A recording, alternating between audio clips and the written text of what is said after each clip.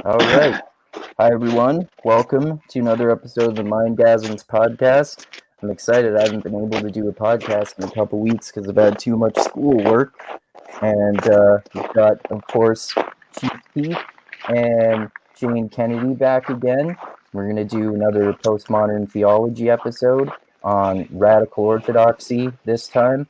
And I forgot I was going to mention to you guys before we started, it's not a huge deal, but I have over 100 subscribers to the channel now, 104. Not very many overall, but still, it's I still remember when I had 7, so that's good progress. So yeah, thanks for everyone who keeps subscribing to my channel. That's awesome. But anyway, do you want to, as usual, start with a bit of an introduction into radical orthodoxy there, Tim? I sure can. And Shane, could you mute, please, because we hear your footsteps. Yeah. That's not good. Much better. Yes, thank you. Muted. Okay, so we are returning to the Cambridge Companion to Postmodern Theology, and we're skipping around a bit. Last time we covered post-liberal theology, and now we are on Chapter 8, Radical Orthodoxy by D. Stephen Long. Okay, so what is radical orthodoxy? Well, let's go to our good friend, the Wikipedia page, to see exactly what it is. So Shane, as people might know, is studying Orthodox, Eastern Orthodox. Radical Orthodoxy is something within the same ballpark, but it is different. How is it different? Because Shane's Orthodoxy is Eastern Byzantine Rite Orthodoxy. Well, actually, Russian Rite Orthodoxy. Correct me if I'm wrong there, Shane. But radical orthodoxy comes from the Anglicans in England. But the thing about the word orthodoxy, it literally means the right opinion. Okay, so doxy coming from doxa, ortho meaning straight, the straight or the correct opinion. And so what radical orthodoxy is trying to do, as the Wikipedia page says, it's a Christian theological and philosophical school of thought which makes use of postmodern philosophy to reject the paradigm of modernity. It was founded by John Milbank and others. It takes its name from the title of a collection of essays published by Routledge in 1999. So this has been around for some time. Radical Orthodoxy and New Theology. So we have Milbank, Catherine Pickstock, and Graham Ward. All three of them English theologians. Anglicans too. Okay? So there is a summary of what the ideas of radical orthodoxy are. This comes from Milbank. So I'll go ahead and read through these. The first one. This is a denial of a clean distinction between faith and reason, or reason and revelation, such that human knowledge is only knowledge insofar as it illuminated by divine truth. Okay, so it's avoiding a clear distinction. Number 2, all of creation can only be understood as participating in God's being, and as such gleans for us glimpses of the nature of God without fully comprehending it. Number 3, human constructs, for example, culture, community, language, history, technology, also participate in the being of God. It is neither incidental to the truth nor a barrier against it. Number 4, theology functions through theurgy. That's a specific term. A cooperation between human and divine work with both. That's what theurgy means? Theurgy, yes. So Okay. The strict definition of theurgy is the practice of rituals, sometimes seen as magical in nature, performed with the intention of invoking the action or evoking the presence of one or more deities, especially with the goal of achieving henosis, uniting with the divine and perfecting oneself. And so theurgy goes all the way back to the Greeks. It's particularly important for Neoplatonism. Okay. So theology functions through theurgy, which both ultimately belong to God. This work and its exchanges is called liturgy, where a collective human action invites the divine descent. So theurgy is about the rituals. Liturgy is practicing the rituals. Think when you go to a Catholic liturgy or a Protestant liturgy in church or something like that, Orthodox liturgy in particular, because it's definitely got a certain ambiance to it, the incense, the chanting and things like that. All this is part of the liturgy. Okay, number 5, a rejection of postmodern nihilism, which concludes that since there is no grounding for truth in an absolutely certain intuitive presence, then there is no such thing as truth to begin with. Radical orthodoxy concedes that truth has no absolute grounding or finite certainty, but reads this lack of grounding as orienting the finite toward the eternal. Rationalism is thus evil because it makes humanity its own arbiter of truth, thereby contradicting the incarnate God's revelation of his own eternal truth. This can be seen throughout all history, but it is most centralized in the church. That's interesting. Sorry, go ahead. Yeah, number 6. So, without God, people see a nullity at the heart of things. They regard death as more real than life. This means that body gets hollowed out and abstraction becomes the true permanent reality, as in all is decay. Only a belief in transcendence and participation in transcendence actually secures the reality of matter and the body. God transcends body, but is, as it were, even more body than body. So radical orthodoxy insists on evaluation of the body, sexuality, the sensory, and the aesthetic, while still sustaining that asceticism, as severe discipline of the body, which orients itself to God, is necessary to preserve this valuation. And then number 7, humans also participate in the being of nature and of other humans. Because of this, salvation is as much cosmic as it is communal. Salvation then brings forth a liberation of nature from terror and distress to its fullest harmony and beauty, and a maximally democratic and socialist cooperation between humans, on the basis of a common recognition of true virtue and excellence. To this end, the Church foreshadows the fully realized kingdom of God. So there's some things that I like about this and some things that I don't like. One of the things that I don't like when I remember reading the chapter is this kind of attitude that it seems to me like God is everywhere and everything is God. And I kind of like this claim that rationalism is evil, although I don't think that rationalism is evil. I'm definitely not a fan of rationalism, but I think it has its uses. I'm much less of a fan of rationalism than I used to be when I was a militant atheist, particularly since I've read post-structuralist philosophers, which contributes to the postmodern aspect of this that we're talking about. And I like what you just said there about prioritizing the body, but I don't like the asceticism part. But it's interesting. Like I mentioned earlier, this is one of my least favorite chapters in the book, but it's interesting going into it now because I don't entirely remember all of what I read, seeing that there are some parts I agree with and some parts I disagree with. Right. So a summary of radical orthodoxy is that it's a return to, the thing about modernity is radical orthodoxy is not, it's not the first movement within theology that was anti-modern. Anti-modernity started from decades ago. The Catholic Church, certain sections within the Catholic Church were, they were either anti-modern or they had a very uneasy relationship to it. Protestants also, although some would argue, I think, correct to a certain extent, is that had there not been Protestantism, then the Enlightenment probably would not have taken place. So Protestantism actually kind of planted the seeds of its own problems with rationalism, or fetishizing rationality. Now, you're right, is that I don't take rationalism to be evil, but strictly going by rationalism leads it down a path to which kind of leads to postmodernism, because it runs up against its limits, and when it tries to surmount those limits, then it runs into problems.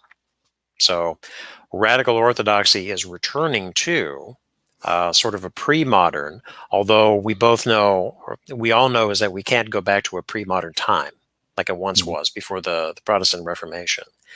Rather, you take the bad with the good, but you are trying to return back to things like, instead of prioritizing the mind, you also include the body. But the thing about asceticism, as I read it, is that Sure, you're not going to denigrate sexuality. It's kind of stupid.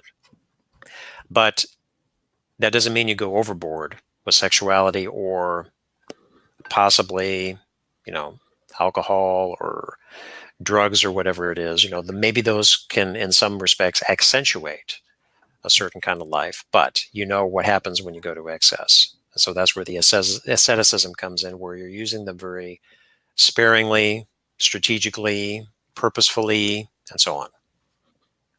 Don't tell militant atheists that over-prioritizing rationalism leads to postmodernism. No, that's bad. Shane, what do you think about all of this so far? Well, so far I don't hear the part that's radical as opposed to just orthodox. This seems orthodox claims 101.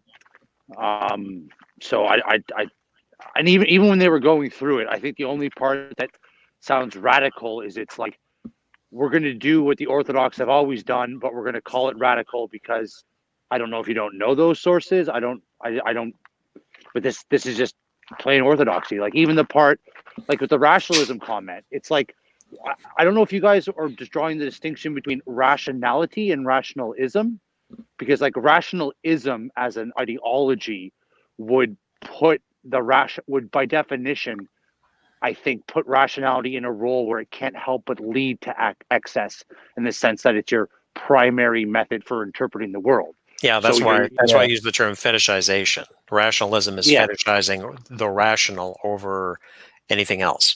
Yeah. So I mean, and the way the Orthodox solve that is with the concept of mystery, right? Which is, or apophatic thinking, which is, you take on faith these certain grounding principles, revelation, certain claims by Jesus or whatnot, but you realize those are not provable in like a rational sense. So you don't make claims to ground your belief system in rationality. That paper that I wanted to share with you guys, maybe we'll get to it someday, with Barlaam and St. Gregory, it's basically arguing that point with Catholic, where the Catholic's like, oh, Aquinas says I can go ahead and ground this whole system in rationality. And St. Gregory's like, no, you can't. That's not going to work. You're going to hit up against limits, and you're going to create your own little castle of ideas there, and it's not going to play out. So, yeah, I don't. Yeah, so I mean, it all sounds good to me, and I'll just say about the aestheticism part, it's mostly about controlling and directing the passions correctly. Yes. So in theory, that sounds like Stoicism. It's very, very similar to Stoicism. I think it's just a matter of orientation, right? Because Stoicism, what's the goal in Stoicism? Like, what are you serving? Are you serving your ancestors, yourself? Are you serving virtue itself? You're living in accordance to nature. Yeah.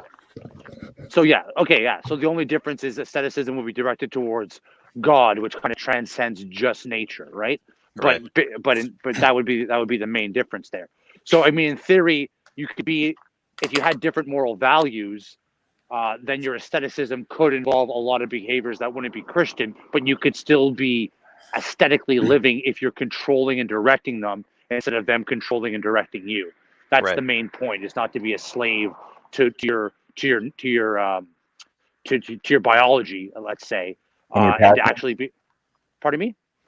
Your story, and you go ahead. I just was going to say the way the Stoics would phrase it is passions, not being a slave to your passions. Yeah, exactly. Then the talk on the I went to last night on the nature of humanity says that your natural energies can get turned into passions if you lose control of them and you get captured by your passions. Yes. So those natural energies aren't bad as long as you're in control. Your heart and your logos, your intellect and your perceiving, willing, desiring part are actually directing the passions towards the correct thing. Then they serve you as natural energies, or they control you as passions and vices. So yes. Yeah, so that's where the asceticism come in. It's not denigrating the aesthetic, which some strands of theology have. In Catholicism, there certainly is a strand there, Protestantism too, where the primacy of the mind over the body, but not in this case. So returning to the body, valuing it as, your body is a temple type of thing. And you can enjoy music, you can enjoy sex, you can enjoy drugs to a certain, but only if as Shane said, they were serving towards possibly some higher end and I enjoying like them in them for their moderation. own sake. Well, yeah, you can enjoy them for your own sake, but then you don't want to go overboard with it because you know what happens there. Somebody turns into an alcoholic or a drug abuser, or no, they have all kinds of addictions or things like that because it's just it's a negative feedback loop because they're just overindulging. Yeah, even though I personally obviously am a big fan of weed, I actually know personally someone who stopped smoking it because he developed an addictive habit with it. Mm-hmm. Right. Now, one could make the claim is that if you're using drugs to induce some kind of a trance that allegedly allows you to become closer to the divine, then Like mushrooms. Yeah, like mushrooms. Yeah, we're going to go old Terence McKenna here. that might be permissible, but really not in this case because this is within a Christian framework and not within some kind of woo-woo type of quasi-spirituality, in my opinion. Right. Some people might disagree. They see merits in that. I don't necessarily, but there you have it. I think with those kind of things, like, so there's this concept of the nous or the heart as it's translated in Orthodoxy, and it's the perceiving part of you and the part that communes with God. So if that part is pure enough, then blessed are the pure in heart, for they will see God. Then it can handle the incoming of those perceptions, pass that on to your intellect, and your passions won't latch onto them in a way that's going to cause you damage. So it's the Jungian quote is, beware of unearned wisdom.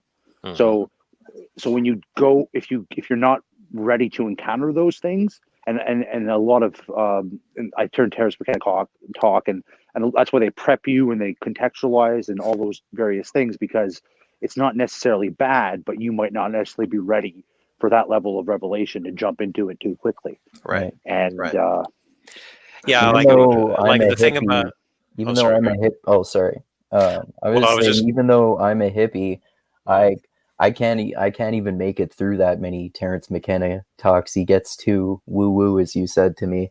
Yeah. Well, one thing I wanted to bring up about, the mushrooms is the whole thing about ayahuasca. Okay. So that's, for the life of me, I don't understand why this thing has become so popular over the past several years, because in certain circles, mostly on YouTube, you hear about, yeah, man, ayahuasca and the divine and increasing performance and blah, blah, blah. It's a real trippy experience, man, whatever it is. That also started with Sting years ago. I remember reading part of his really? autobiography. Yeah. This is what happens when you have more money than sense and time, and you just go, oh, I'm going to go on an ayahuasca trip down in Peru.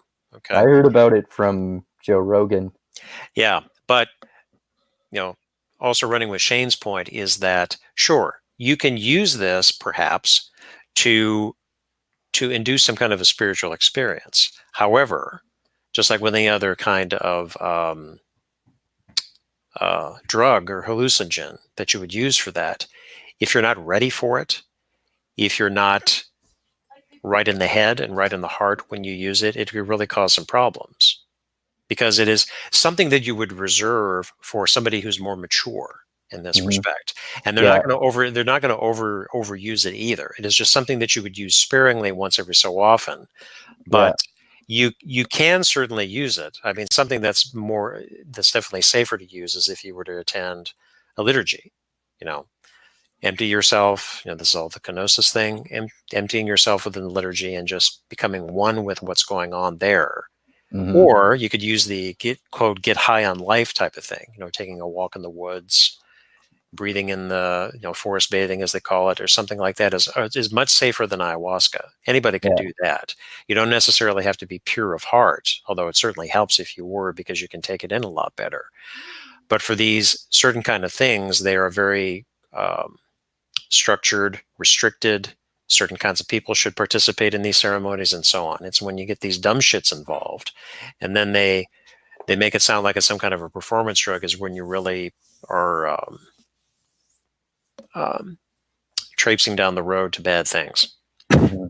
Yeah, like in my own experience with psychedelics, I very quickly learned lessons that you hear about from people who talk about them all the time. Like they're they're serious business. They're not things for fun. Like you have to have the mindset of total acceptance and go wherever it takes you, regardless of where it takes you, because if you fight it, then it can turn into a bad trip. And like ayahuasca is the strongest psychedelic in the world. So that one especially, like if you're not like basically literally prepared for a spiritual experience and total acceptance, regardless of what bizarre things you experience, you're probably going to have a bad trip. Yeah, I was going to say that one thing that Father said last night that was interesting and it kind of echoes the religious impulse language of Heidegger that's kind of being recognized in a lot of brain studies and whatnot. But basically, if you buy the conception that this heart or this nous or that part of you that communes with God or that basically gets those values or those deep images coming in to feed your logos, feed your intellect, you have a part of you that wants that, right? And if in today's culture, nothing really feeds that. You don't really develop that part. All the emphasis is usually put on the intellect. Well, that intellect's going to go out and try to find the source of that. So for me, it's not at all surprising in a world where everything's relativistic and values aren't held very, very deeply, or deep values aren't really thought after, that the intellect's going to, oh, what? You give me an instant gateway to that realm and I can just pump some of that stuff in me and it takes like a weekend. Well, that's going to seem pretty attractive to the intellect once it acknowledges that it has that desire to feed that. So, and I think that's what you see is people very hungry for that. And I don't know if you guys are following the meaning crisis conversations at all, but I mean, I think that's that kind of. Is that those ones on Rebel Wisdom?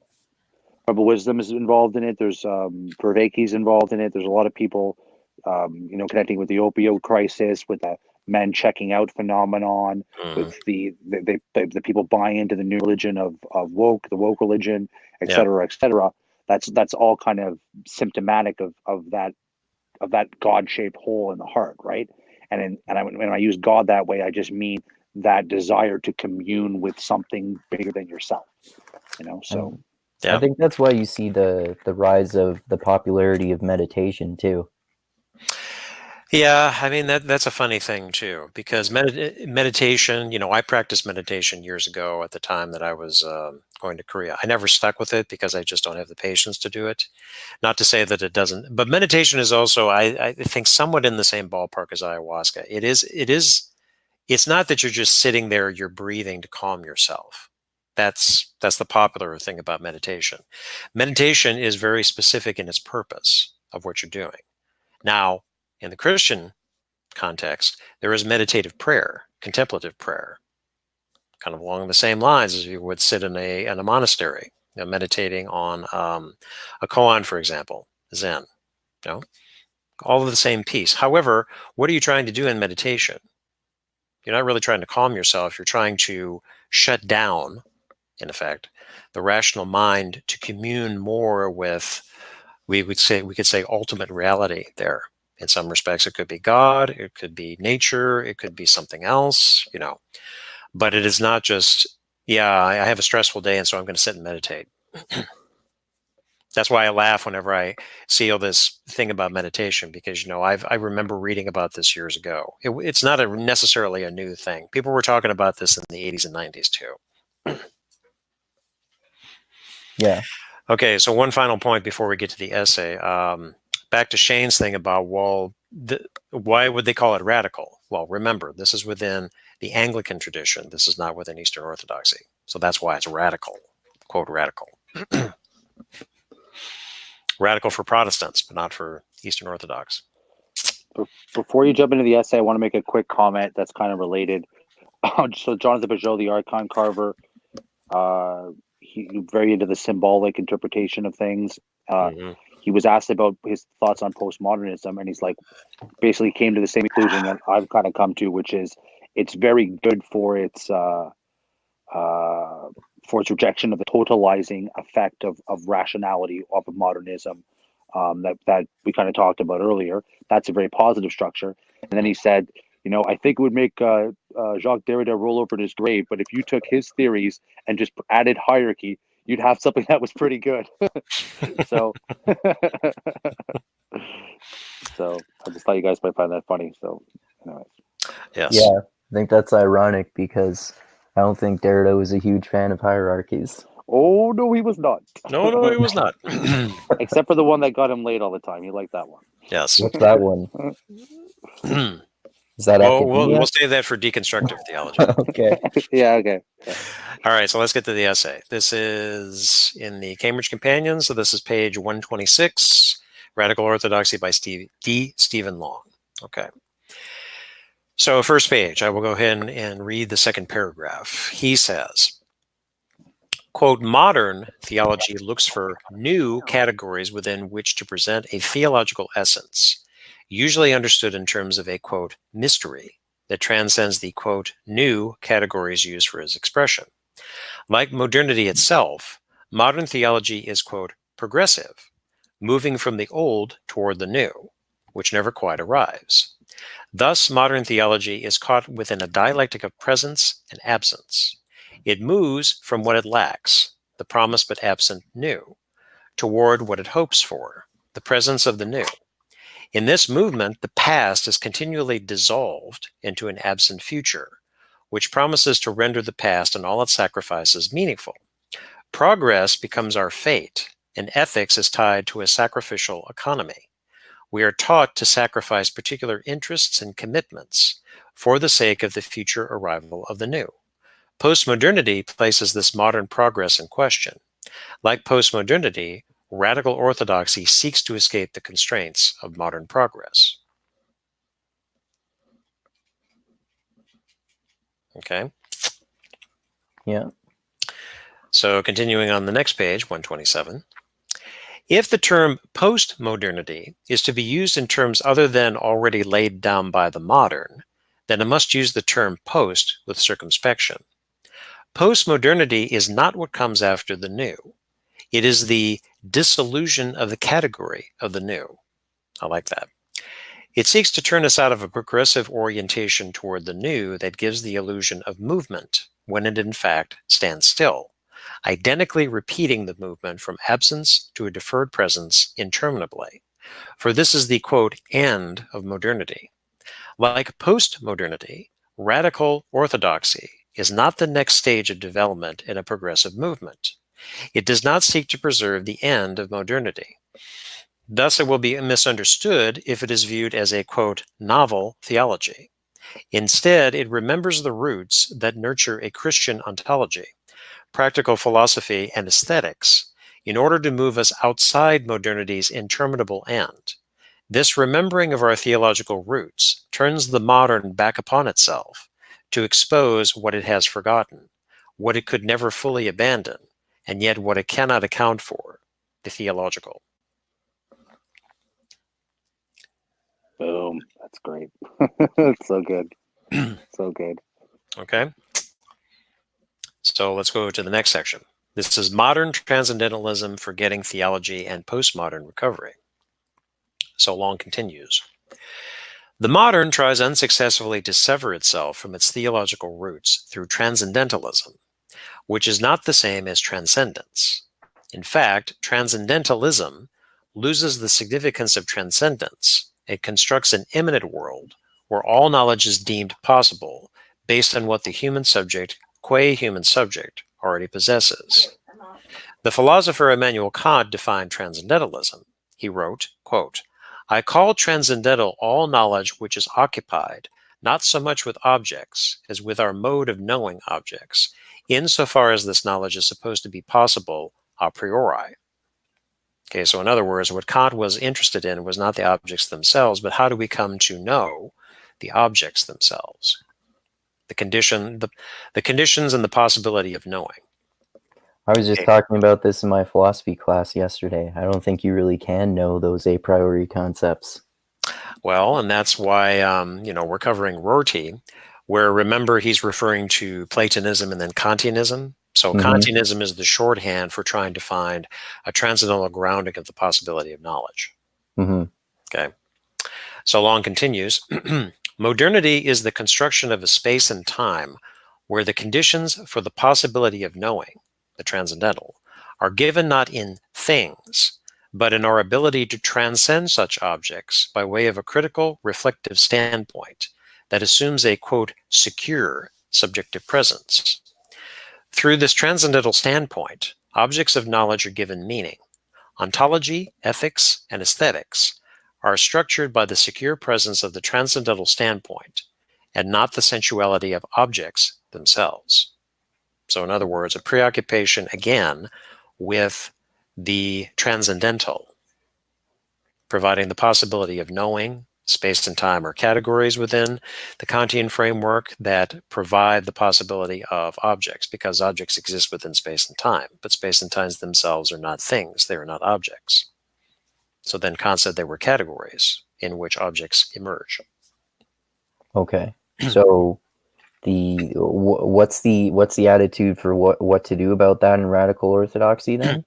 Well, what Long is getting at is this is the modernist project, modernity. So modernity is preoccupied not with the things, but with the conditions of the possibility of knowing. And as he mentioned in the earlier paragraphs, this is a progression. You're starting from something that was, we don't necessarily call it primitive, but a preoccupation that life was enchanted, that things were suffused with God, this is the medieval world type of a thing. And then when modernity came onto the stage, you're moving away from that towards focusing more on the physical world, the conditions of knowing these things, the mind instead of soul, or the person is the subject is separate from the world, subject and object distinctions, and so on. All this is a progression from what came before it. This is the modernist project. Yeah, and the way I would look at that is, they say put the emphasis on the constant in this system is that transcendental perspective, right, of the subject. That's the grounding, and and from that perspective, you bring in your a prioris because you don't think you can go out into the world of objects in a Kantian sense and derive them within there. And I think one way to illustrate this concept would be Sam Harris's project. Sam Harris's project is essentially, he believes from the bottom up, you can derive through your method of knowing a viewpoint to understand how to achieve your ends within that system. You don't have to bring in these a prioris. He'll concede, okay, fair enough, I take for granted that suffering's bad. I take for granted that flourishing is good. But fundamentally, what I'm going to do in a kind of rationalism sense is not have to use this transcendental viewpoint, not assume there's a free will or a real agent there. It's just this whole ground up phenomenon that I can tweak and eventually achieve my goals.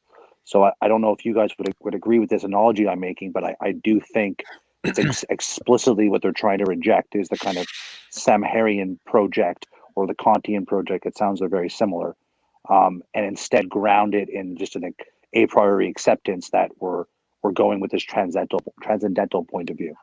So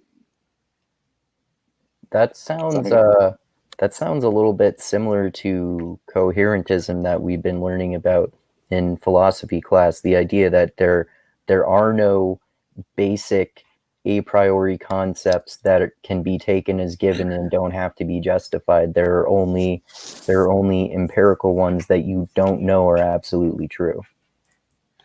Well, remember that coherentism is coherence amongst beliefs. Okay, yeah, so there's no foundation. There's no ultimate foundation to this. And you can see some arguments about that skeptics come up with that we get into in my class too. Like if you're using other beliefs to justify your beliefs, like if you're just relying on your worldview being coherent because you have a belief that can be justified with another, that can lead to an infinite regress. Right. That's always been the problem with foundationalism, because if you try to derive an Archimedean point, that's a term that's often bandied about because it's Archimedes, who I could with this one fulcrum I can move the world. It's the one point. So that's a nice little phrase that they use. If you try to find the Archimedean point, then what are the grounds of the Archimedean point? That's where the infinite regress comes in. Right. Yeah, and that's why that's my biggest hobby horse is no, you have to take everybody has to take some framing as a given. I just don't see how it's escapable. And that's why I also think Yeah. metaphysics is going all the way back to the first essay that I didn't really understand from Heidegger. I don't see how you can get past some unprovable baseline assertions. You're either going to, like Andrew says, go in an infinite circle trying to create a foundation, or you just concede, I have to come to the table with some set of assumptions. And I think that coherence is the best you can get, is given these assumptions that I make and given the evidence, it's fairly freaking coherent as it can be. And I'm pretty sure that's the best you're going to get. You know, a la pragmatic philosophy, it's like, well, it works, it's coherent. I mean, what more? I don't think you can. I think that's kind of the limit. That's what Peterson would say. That is, in fact, the limit. That's the best you can do. It worked and it's coherent. You can't get any more certain than that. Right. Now, the thing about Kant, what spurred him on his project, was Hume, very much influenced by Hume, with radical empiricism, quote, radical empiricism and radical skepticism about that, to shake him out of what had come before him with dogmatic metaphysics, which were, we assert these metaphysical truths, but there is no grounding for those, particularly if you are not considering the senses. You know, how do we come to know things? Of course, we come to know things by the senses. But how do we come to know these metaphysical truths when there doesn't seem to be any grounding for those? So that's dogmatic metaphysics. That's what he was working against.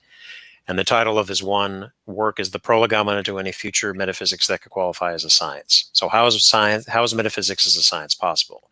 That's not really to say that you're completely doing away with metaphysics, because I don't think you can, really. And there seemed to be in a time, particularly with analytic philosophy, is that they were trying to get away from. They were trying to kick the pillars out from under the structure of metaphysics. But ultimately, I think that failed, because there are still, quote, analytic philosophers nowadays that are talking about metaphysics.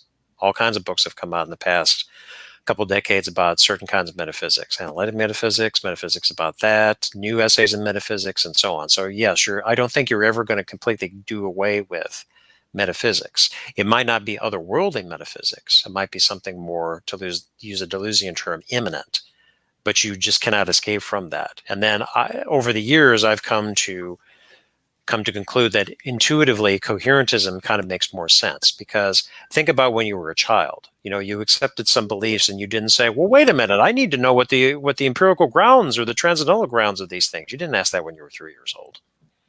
You just accept certain things on faith, and then over time, you have other beliefs that you acquire through people, and then you're deriving your own beliefs. And then with the whole web of beliefs is that it's justification or rejustification, or dropping a certain belief because something else has taken its place, because that one belief that you held no longer makes sense to you, and so on and so forth. So I think you guys actually agree more about this than I do, because I think that I just prefer to be much more agnostic about everything. Like to say that, like, you agnostic about things? No. Yeah, like to say When did that you I change, offer. man? I don't mean This agnostic is a about. doppelganger. I don't mean agnostic it's that about God ayahuasca at work. necessarily, but I prefer that. Obviously, everyone has assumptions, but I think that if I assume something so that it's useful, it doesn't necessarily mean I don't have to necessarily assume that it's necessarily true. Like, something working doesn't mean that doesn't necessarily mean that there's a high likelihood of truth. And like with coherentism, for example, I totally get the idea of saying that you don't have to justify these basic foundations. You don't have to arrive at absolute truth. I like that aspect, but I think the web of belief things that like I said, that the skeptics point to, is that they can lead to an infinite regress. So like I said, I just prefer to be more agnostic about things, even though in the way that all three of us live our lives, there's probably no difference in terms of whether we kind of accept concepts, like basic assumptions. Well, Andrew, we should do an episode sometime down the road about Pyrrho's skepticism, because you sound more like a Pyrrhonian. I can barely pronounce that. Pyrrhonian skeptic. Now, what's the main thing about Pyrrhonian skeptics is withholding assent. Okay. Yeah. You do not accept things on faith necessarily. You do not strive to try to find a ironclad justification for that belief. You just say, I withhold my assent from this, but you still could proceed as if it were the case. Yeah, that's big. Acknowledging Yeah. that you might not have any kind of supreme justification for it. Nobody does for everything. Uh-huh. Yeah, that sounds like what I think to a T. That's what I've been admittedly kind of being a dick to Shane about on our messenger group there. Well, I mean, Andrew and I had a conversation for a while there. He was kind enough to kind of humor me and let me bounce off a bunch of the ideas that I had floating around from the class on.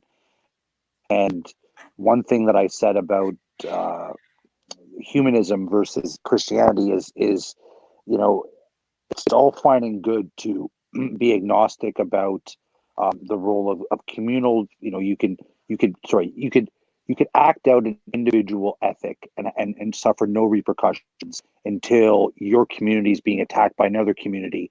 The fact that you aren't organized around an organizing principle, you know, is your downfall, right? And this is the thing with agnosticism of all sorts. It's you know, in the tent before the battle, you can entertain as many ideas as you want, but ultimately, when you encounter a situation, your beliefs are going to be acted out a certain way.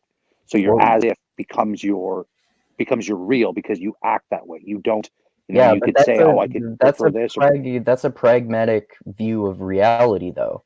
That's your own view of reality that you adhere to. Like saying that like something working for you doesn't have to mean that it's true.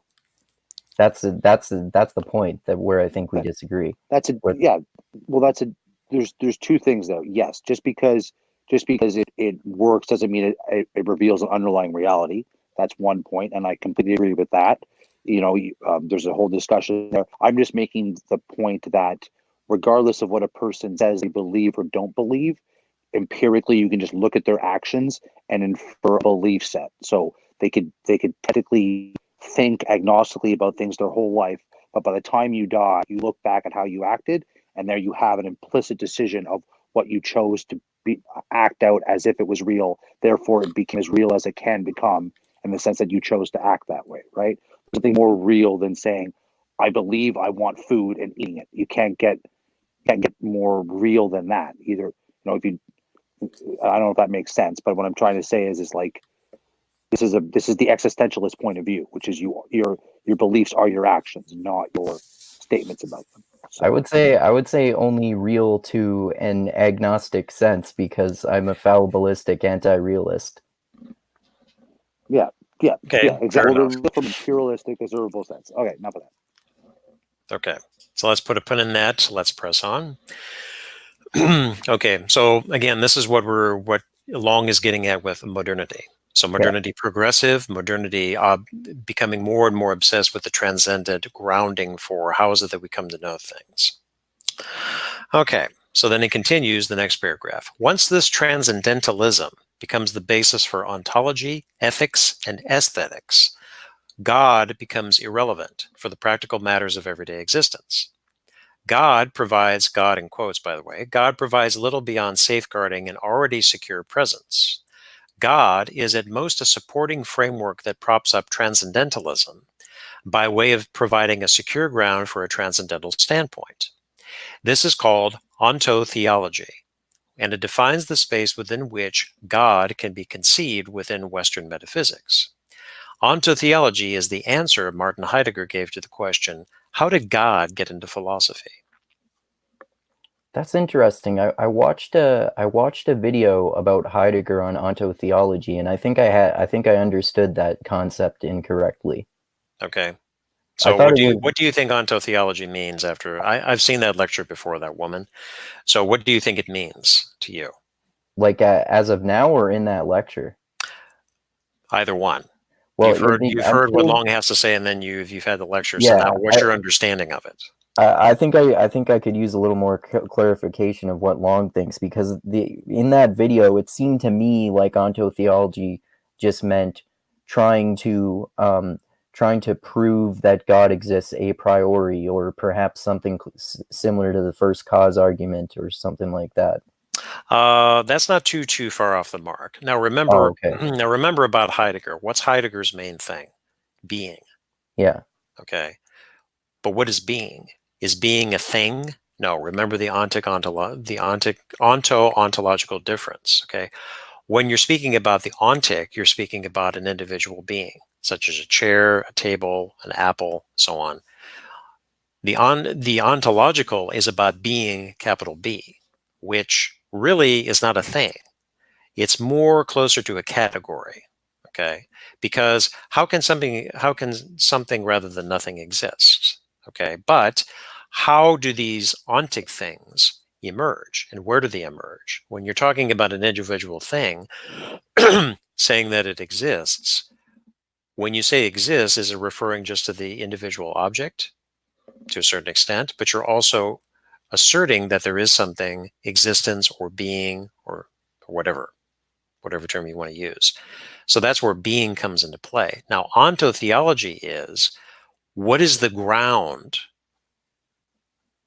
in which God appears? So if we're talking about God in the classical sense as the omnipotent, transcendent, supreme being, and so on and so forth, well, there is a being of God, at least the way we understand it. Now, you can go down a completely different path about defining what makes up God as a supreme being. Okay, but if God exists within being, and this is what ontotheology is. Okay. If God exists in being. What is justifying that claim? Okay, Shane, you want to chime in? Yeah. Would you? It's gonna lead us away from Andrew's question. Somebody want to answer that first, or should I just go? Either one.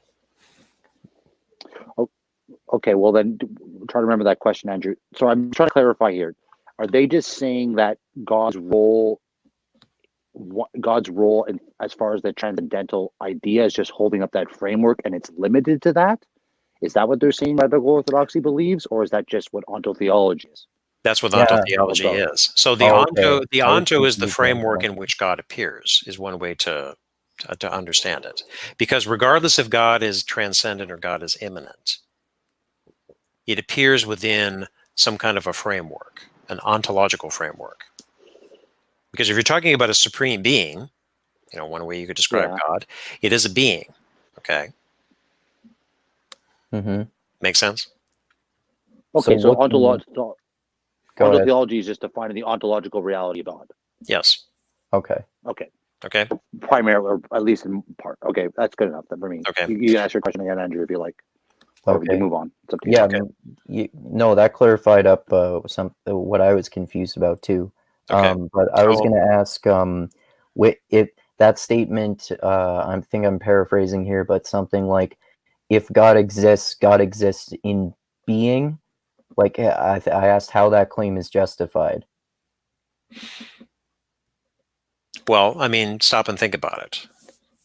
So if you say that the apple on my desk exists, okay, where does existence come from?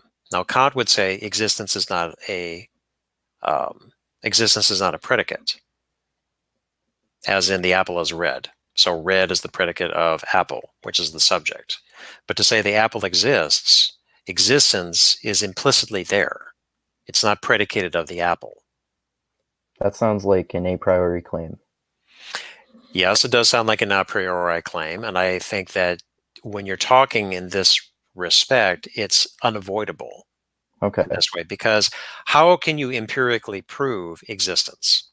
You can't. You can't. That's why being, in a sort of quasi-Heideggerian sense, the capital B, is not a predicate. It's not a thing. It's not something that you can see, but it's implicitly there. Okay. Okay. Yeah, that's interesting.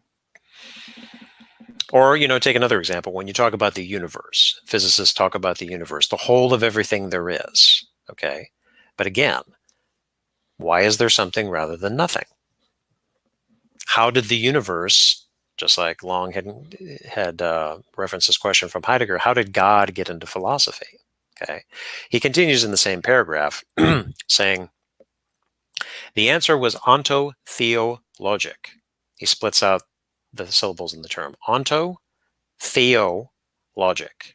It is a logic, he continues, which names, quote, that particular thinking which everywhere tries to fathom and comprehend existence as such, but within the totality of being as ground, using the term logos. This being as ground can only think God as causa sui, meaning in the cause of itself, the self-caused cause.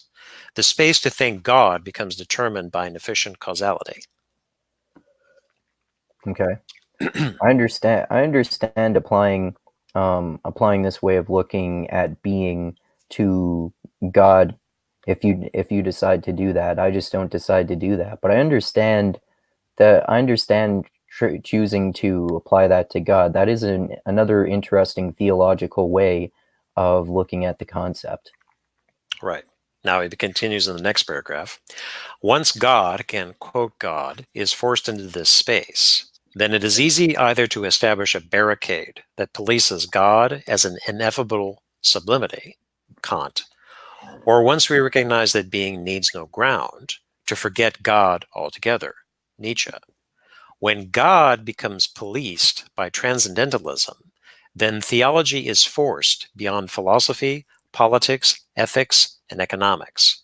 They become possible solely on the basis of the secure presence the transcendental standpoint provides, which is a thoroughly natural being that derives from no theological supplementation. So in other words, you take God and you put it on high. It is the ground of everything, and that you are separating it from philosophy, politics, ethics, and economics, from those deriving from that. Now, particularly for ethics, it is, if there is no God, then everything is permissible type of argument that you would hear in ethics. It's sort of a, quote, grounding of Christian ethics. Everything is permissible. Is it? I think whether God exists or not. I'm not Okay. even making a claim about the existence of God in that. Okay. Shane, what do you got to say about that? Well, I mean, I shared this quote, Brunicher or something like that, definition of atheism. And I think, like, if you look at the role God plays, God is you could say the belief in any objective reality outside yourself is a type of God belief. Because if you think there's something out, so by that definition, and that's transcendental. Exactly, right. So Yeah. basically, you really have a priori assumption. Yeah, you have both of them are a priori assumptions. Either you assume Of course. there's no objective standard, or there is. So if there's an objective standard, then based on whatever standard you pick, whatever God you pick, then things are permitted or not. And if you pick the standard that there is no standard, then you still have a standard, but it's just one where everything is permitted, right? And I think this is an inescapable reality of being an agent in the world. You're going to act out some standard, the quote unquote absence of a standard as standard, or standard as standard, but it's still a standard. I don't see any way out of this puzzle. It's the same problem with trying to get rid of metaphysics. It's like, you're going to have to. It's by being agnostic about it, like I said. You don't have to. You don't have to say that it is or it isn't necessarily. Right. Until you have to act in the world. Right. And the thing about withholding assent, if you have to act in the world, you don't have to say it is one way or the other necessarily either, though. That's what I was saying earlier. And the thing about the withholding assent is you're not so wrapped up in, do I have to provide a supreme grounding of what it is that I do? Because, I mean, think about it. You wouldn't be able to act in the world if you didn't act on some beliefs. You don't have to justify those or sit down and think, okay, so what's my rationale or what's my justification for enjoying this cup of coffee in front of me, type of thing. Or I need to go to school today. What's my basis for doing that? Sometimes you might sit down and think that if you're in your certain headspace. But most of the time when people go through their everyday world, they're operating on certain beliefs, some of which they might have acquired in childhood. They're trying to please somebody, or they're running away from something, or whatever it is. But the point of that example is that there is some kind of a grounding there. Now, what Long was getting at here with the ineffable sublimity is that Kant, with the categories of reason, God cannot be proven within the categories of reason alone. So God is outside of that. Okay. And this is kind of where faith comes in. Or when you're saying that being needs no ground, you forget God altogether. And this is Nietzsche's statement. God is dead. We have killed him. Speaking about rationality, the science that was coming on the scene of the 19th century, because it was not looking to God as a grounding for something. It was looking at something else, looking for something else. Was it looking for what to use as a grounding, or was it saying that there is no grounding? I don't remember what Nietzsche exactly thought about that. Well, it was looking for, God as a grounding for something, but if science does not show any kind of a ground, then it has no use for God, because God does not fit into those categories. Oh, okay. Okay. And this is about the classical atheist thing. You remember when we were covering Whitehead and what he mentioned, he used the term sensorialist? Okay. No, I don't remember that term. Well, that's the thing about, okay, God doesn't exist because I can't see him. Okay. Therefore, okay. That's a very silly, oversimplified sensorialist account. Yeah. God doesn't exist. I can't see him. I can't hear him. I can't touch him. Okay. Does that necessarily mean that God doesn't exist? Well, if you're taking a sensorialist approach, then yeah, he doesn't exist. Or if you're taking a strict scientific view that, whatever is testable, objective, quote, objective, whatever is testable, it still does not matter into explaining how the universe works. Right. Yeah. I mean, in terms of a sensorialist approach, you could say that by the same logic, the Earth doesn't exist because I haven't actually seen the Earth from outside of it, or any stars or any of the planets in the universe. And the Right. second point that you made, that's why, like I said before, Shane, I appreciate your narrative about God, which is that you just kind of take it on faith and you think that it's a bad idea to try to rationally explain it. Mm-hmm. Yeah. Well, I think there's only really four approaches. You have Andrew's approach of, I don't have to ground it, I can remain agnostic. You have the Augustinian Aquinas, the Aquinas Sam Harris approach, which is I can derive it logically or rationally in some way. Don't tell him that it's based on it's Augustinian. Oh, he's probably already thought of that. Sam Harris hasn't thought of anything. He doesn't reflect on anything. He's a sloppy researcher too, as we know. He doesn't read anything. You listen to him, he never references any ideas he's taken in. It's all like, hey man, I talk well, and I didn't smoke a joint today, and I'm just going to repeat what I always say, and it's going to sound great. It's ridiculous. And then he reads the books of guests on his podcast. No, he does not. He does not. He does not. Maybe no. Oh, anyways, I don't want to get into it. It's making me angry. Calm down. The third approach is what Nietzsche says you can do is you can create your own value. So you can internally derive in some ubermensch way those foundations in some internal sense. I don't think it's possible, but that's some version of what he was claiming. The reevaluation of all values. Mm-hmm. Yeah. So you can somehow perform sort of action to create that foundation yourself.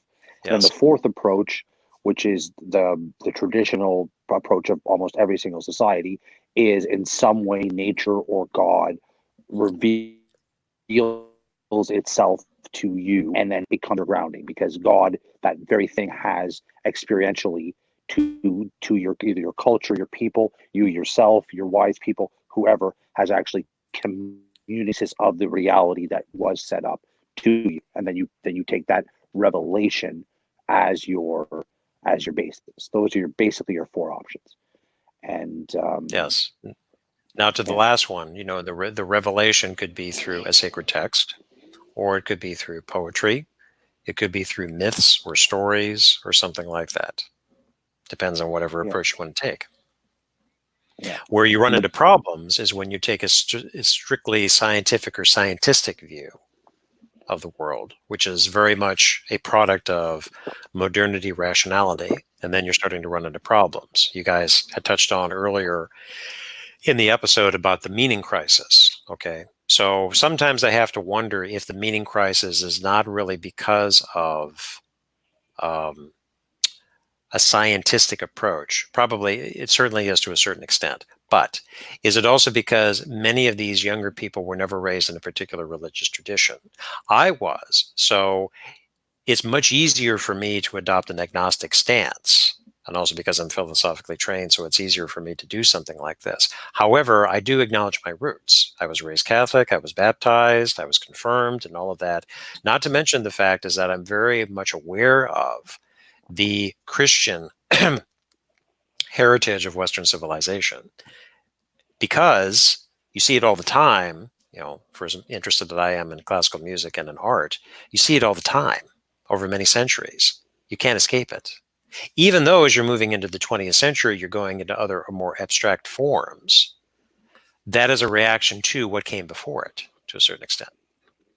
So you just can't get away from that. So I often wonder about that anymore, is that, these younger people, were they raised with any particular religious tradition that was maybe not mainline Protestant or kind of nominalistic and watered down Protestantism or whatever it is, and then they find somebody like a Sam Harris and just like, oh, he's brilliant. Yeah, that happened to me. Yeah, well, it's that impulse. You find, all of a sudden somebody actually proposes something with a period at the end of a sentence, and you're like, oh, actually something I can believe in. I'm going to go with that. How profound is that? Yeah, yeah, and it's interesting. Like, I've encountered a variety of people, probably including myself, who have wandered into the Orthodox Church from some of these videos, and I think, I don't know if I said to you guys before, but I think by being raised in such a lukewarm, nominal Christianity thing, you kind of don't have all the baggage of some of the dogmatic or crazy evangelical type of Christianity that's there. right. So I think it's a much more fertile environment to have like a first principle, like let's either go back to something old or find something new. I think it's hopefully to open up some adult conversations about what we're going to ground our belief systems on. Yeah. Although the woke phenomenon kind of points the opposite direction, but we'll see how far spread that is. I think that might be burning out. So hopefully, Yeah. You think so? It's a short-lived thing. Yeah. Because the thing is, the problem with wokeness is that it's so attacking of anything outside of itself, and it turns out it's only the small vocal minority who has it, and it's not a large enough base to sustain itself either commercially or politically. So it's once it loses its ability to realize political power or economic power, it's gonna slowly fade, because people want their ends. They want to either control things or earn money or whatnot. And if you can't give them that, then like what are they getting? Just this rain dancing of virtue signaling. It's like it's only gonna feed the beast so long. And you can see some of that like wokeness eating itself kind of with the American Democratic debates, like Elizabeth Warren accusing Bernie Sanders of being sexist, for example, and then everyone just being like, no, you're full of shit, we're gonna give Bernie Sanders money, fuck you.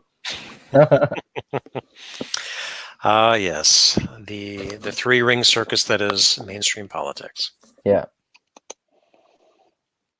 Shall we continue? Or sorry, Tim was supposed to say that, not me.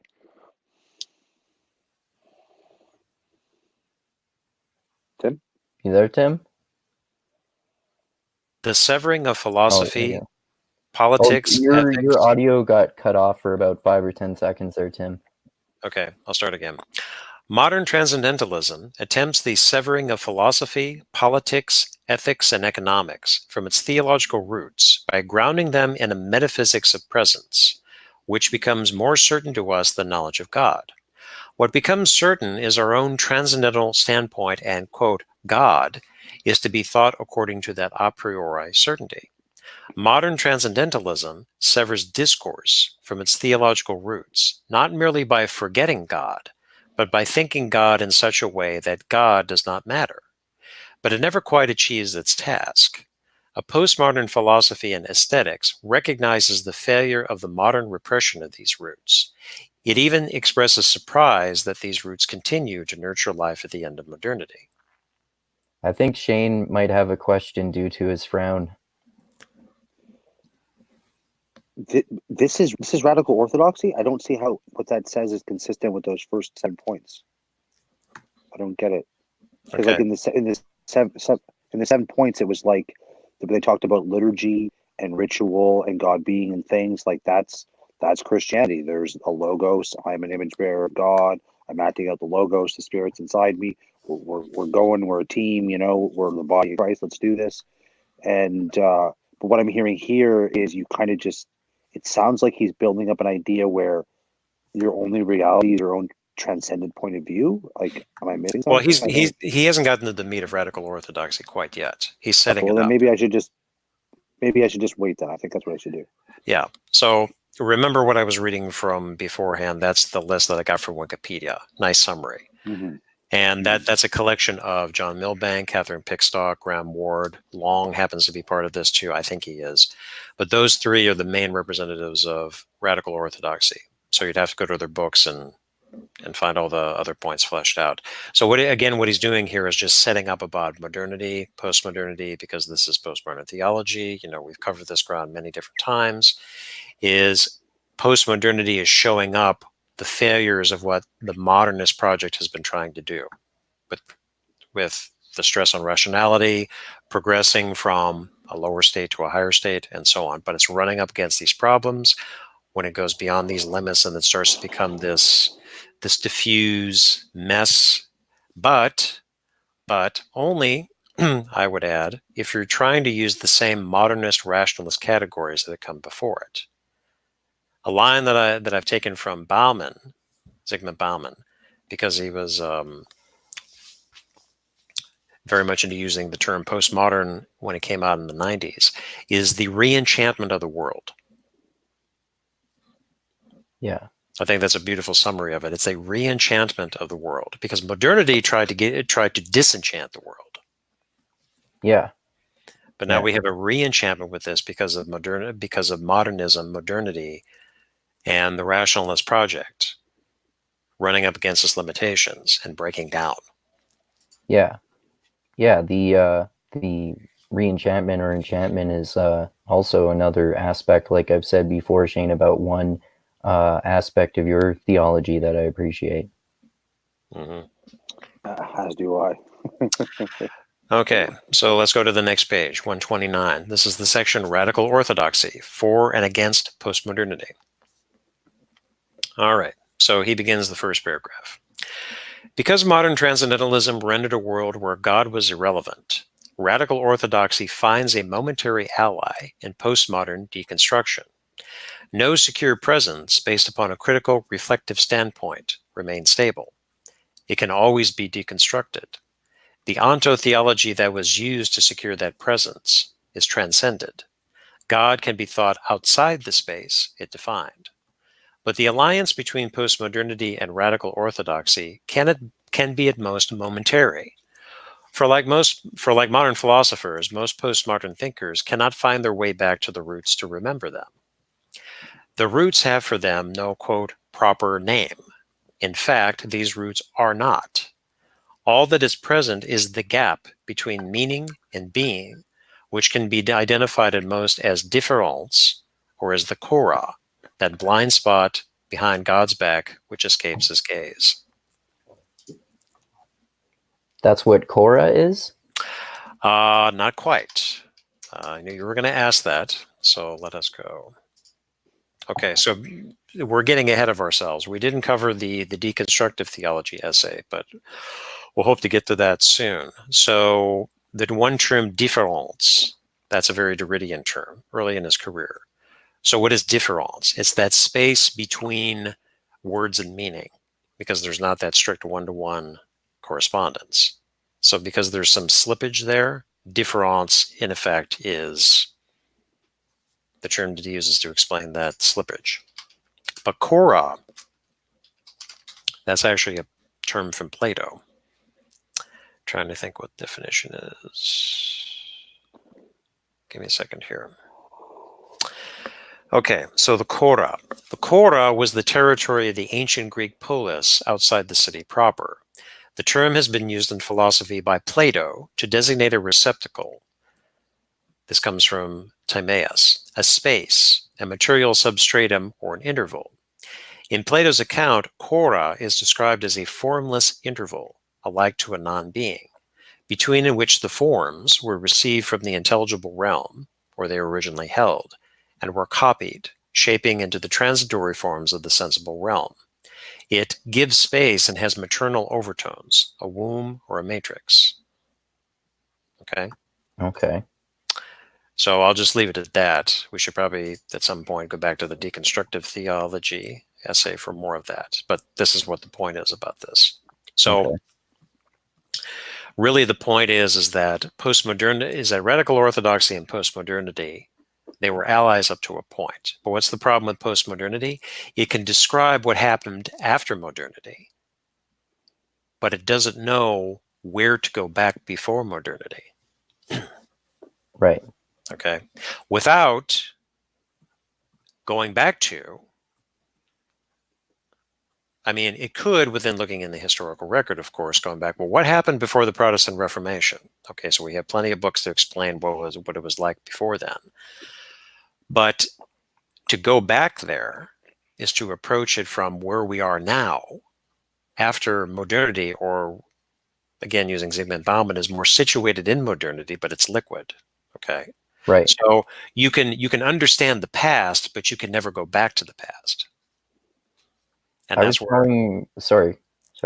And that's where postmodernity is running into problems, because postmodernity can explain what comes after modernity, but it really is having a hard time going back. Maybe it doesn't quite understand where to go back in past without something that was not modern. Right. Okay. Right. I was telling my philosophy teacher yesterday about that term liquid modernity from Zygmunt Bauman. He hadn't heard of it before. Well, not too many people have. Yeah. Okay. Shane, got anything to add? No, I'm just want to see where it goes. Okay. Okay, next paragraph. Long continues. Many postmodern philosophers find Orthodox Christian theology colluding with a modern transcendentalism. Both are charged with perpetuating a metaphysics of presence through conceiving as God as causa sui, the cause of itself. But radical orthodoxy suggests that the collusion may not be between Christian orthodoxy and modern transcendentalism, but between modern transcendentalism and postmodernity. For the, quote, secure presence that modernity initiated, at least with Descartes, was based on the premise of a thoroughgoing absence. A dialectic of absence-presence defines both modernity and postmodernity. Moreover, postmodernity itself too easily becomes one more form of transcendentalism, where philosophers remain captured by dogmatic knowledge of the conditions for the possibility of knowledge. Now, if I could add something here, I think this line beautifully explains what my beef has been all this time with somebody like Jordan Peterson resurrecting postmodernity, or people thinking that postmodernity is some kind of a coherent doctrine. But that's just me. Long continues. Yeah, for sure. Me too. How does it do that? As a what? Sorry, what line does that? In what way? Moreover, postmodernity itself too easily becomes one more form of transcendentalism, where philosophers remain captured by dogmatic knowledge of the conditions for the possibility of knowledge. Or to put it more simply, the people out there who listen to the YouTube pundits thinking that, oh, postmodernity is this new philosophy, and it says that truth doesn't exist and reality doesn't exist and blah, blah, blah. Okay. Yeah. No, not really. No. The long continues. For these philosophers say to us what they say they cannot speak. They know the nothing behind God's back with a certainty that simply makes absence indefinitely present. This space that escapes God's gaze and is called the chora is used in postmodern philosophy to deconstruct any secure presence. For this space behind God's back can be nothing other than nothingness itself. For this reason, John Milbank, one of the main radical orthodoxes, deliberately treats the writings of Nietzsche, Heidegger, Deleuze, Lyotard, Foucault, and Derrida as elaborations of a single nihilistic philosophy. This single nihilistic philosophy supposedly assumes no metaphysical foundations. But Milbank argues that it assumes something quite similar to a metaphysical foundation, an ontological violence. Interesting. Okay. What is can you clarify what exactly ontological violence means? Okay. So this is very closely connected with metaphysical violence, which is, again, something that we take from Derrida. So the problem with metaphysics, or specifically a metaphysics of presence instead of an absence, is that you are shoehorning things into a particular metaphysics. Okay. So if you let's see what's the best way to explain this. You understand what I mean by shoehorning it in? Yes. Okay. So I think so. If what you are trying to assert doesn't fit within the metaphysics, then there's a problem. Right. But what the metaphysics is doing is imposing a structure. The term that Derrida happened to use is violence. Okay. Okay. So ontological violence is within the same vein, but forcing an ontology onto something. Okay. Okay. Long continues in the next paragraph. He says, ontological violence cannot be accounted for within the conditions postmodern thinkers establish. They argue that all truth is contingent upon language and that therefore it is not metaphysically secure, but narratively dependent. Yet an original ontological violence functions in their work more like a transcendental condition for the possibility of knowledge than a contingent form of knowledge narratively defined. Ontological violence is as metaphysical as the modern standpoint postmodernity deconstructed. Once this is recognized, it allows theology to out-narrate postmodernity's effort to, quote, overcome metaphysics. For the compelling beauty of radical orthodoxy is its discovery that Christian orthodoxy assumes an ontology of peaceableness that both modernity and postmodernity cannot recognize, because they assume an original ontological violence as the transcendental condition for the possibility of an always elusive meaning. Okay. Okay. So in other words, postmodernists, taken collectively, are still operating within a certain framework. Mm-hmm. Okay. And as he mentioned earlier, is that Milbank is taking all of them within the same, or tarring them all with the same brush as a single nihilistic, because, as he says, the single nihilistic philosophy supposedly assumes no metaphysical foundations, but it assumes ontological violence that is already implicit there. So it's kind of this, as we said, you can't get away from metaphysics, really, nor can you get away from ontology. Violence as a strong term is an imposition onto something. Right. But you're still working within those. Okay.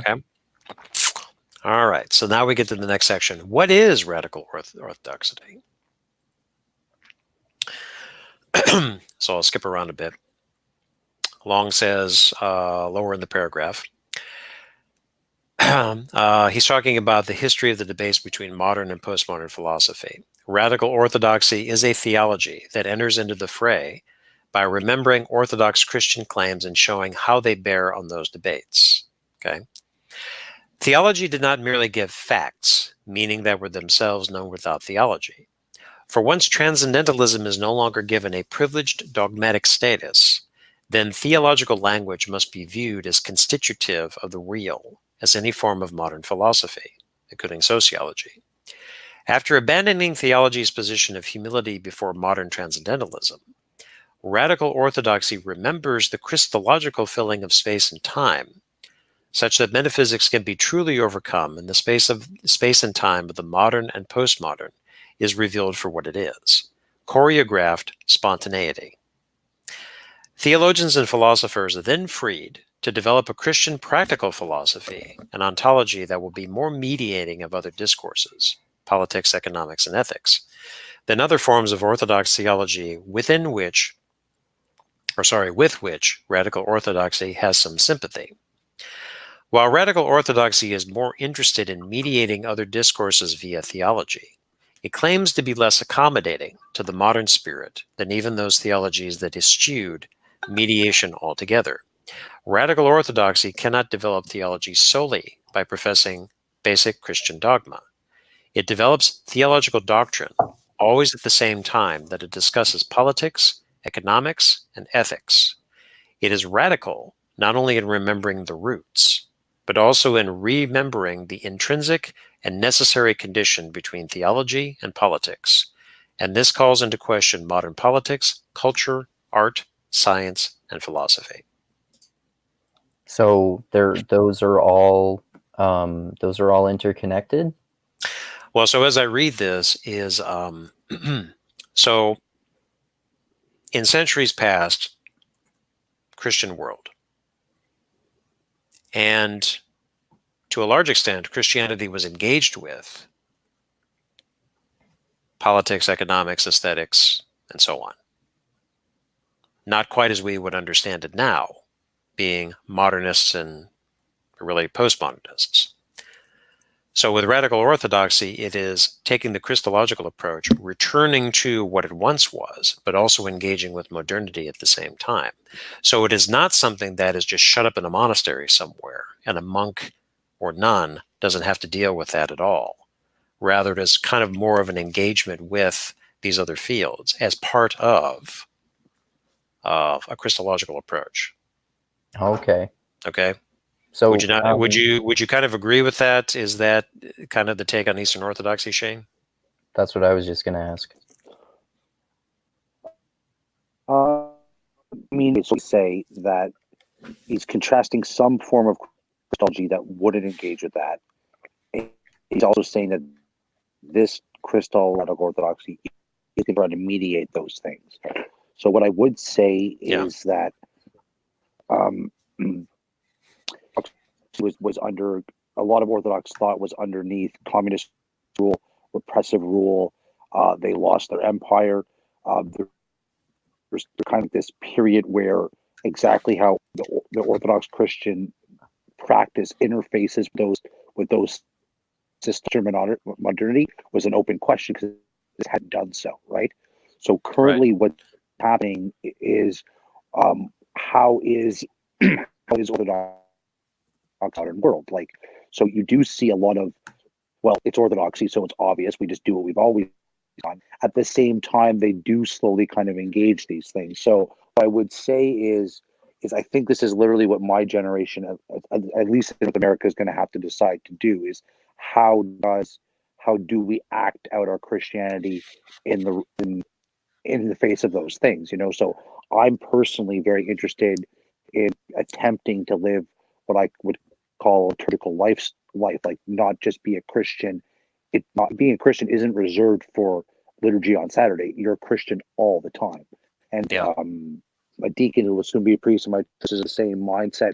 So I think this is the ongoing question: is what would a Christian perspective lead you to say to these things? How would it face with these things? So I think the author, I suspect what he's trying to do is insert an Orthodox perspective into all these discussions and framing that as radical, which makes sense. I want to do that too.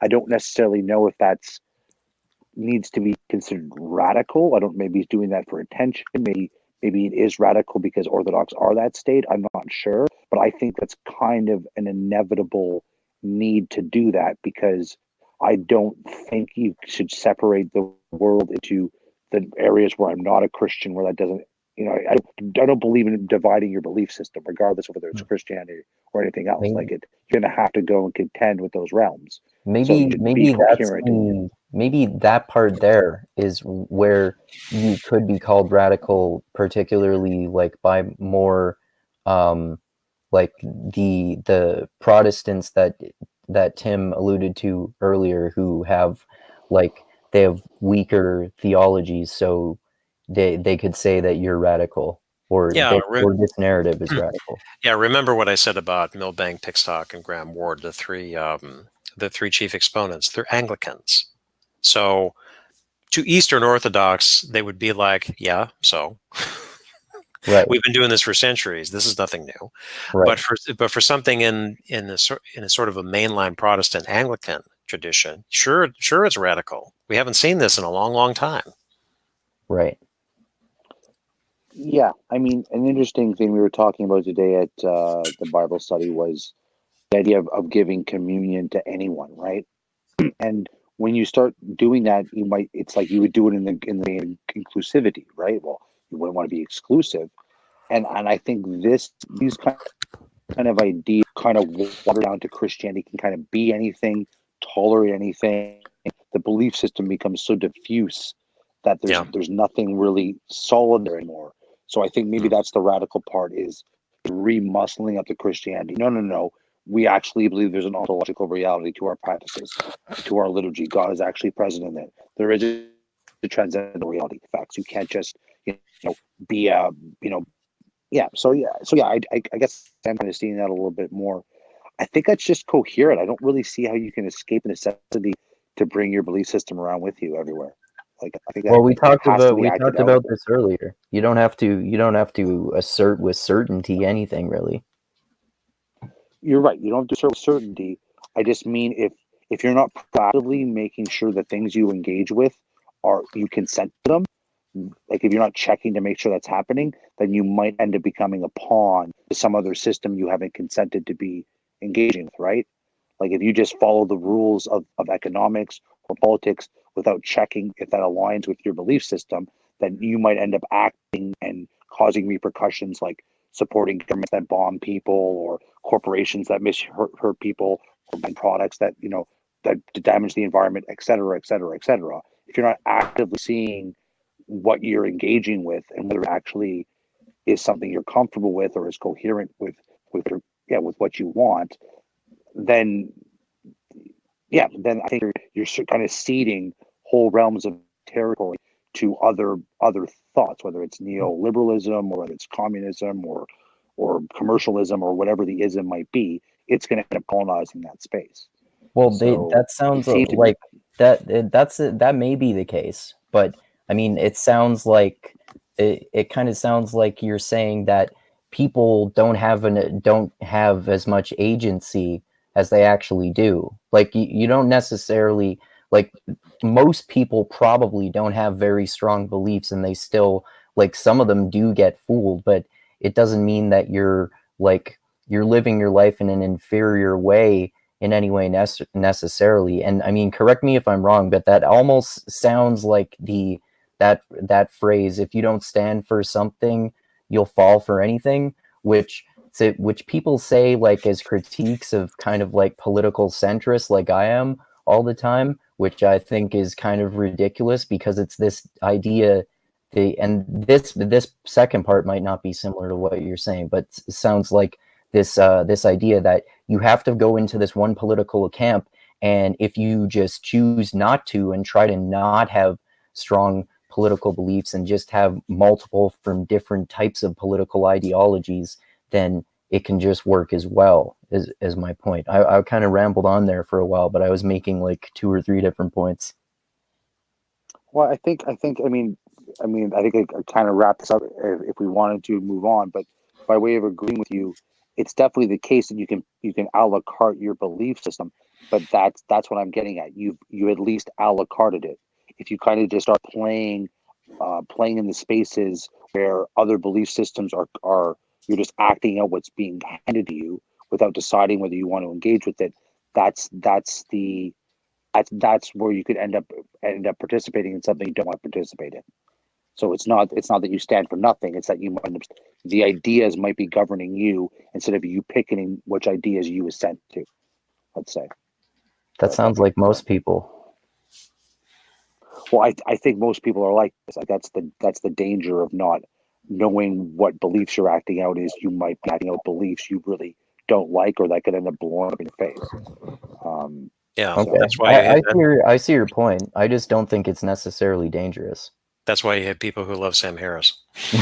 Yeah, that's true. Not the path you want to go down. Yeah.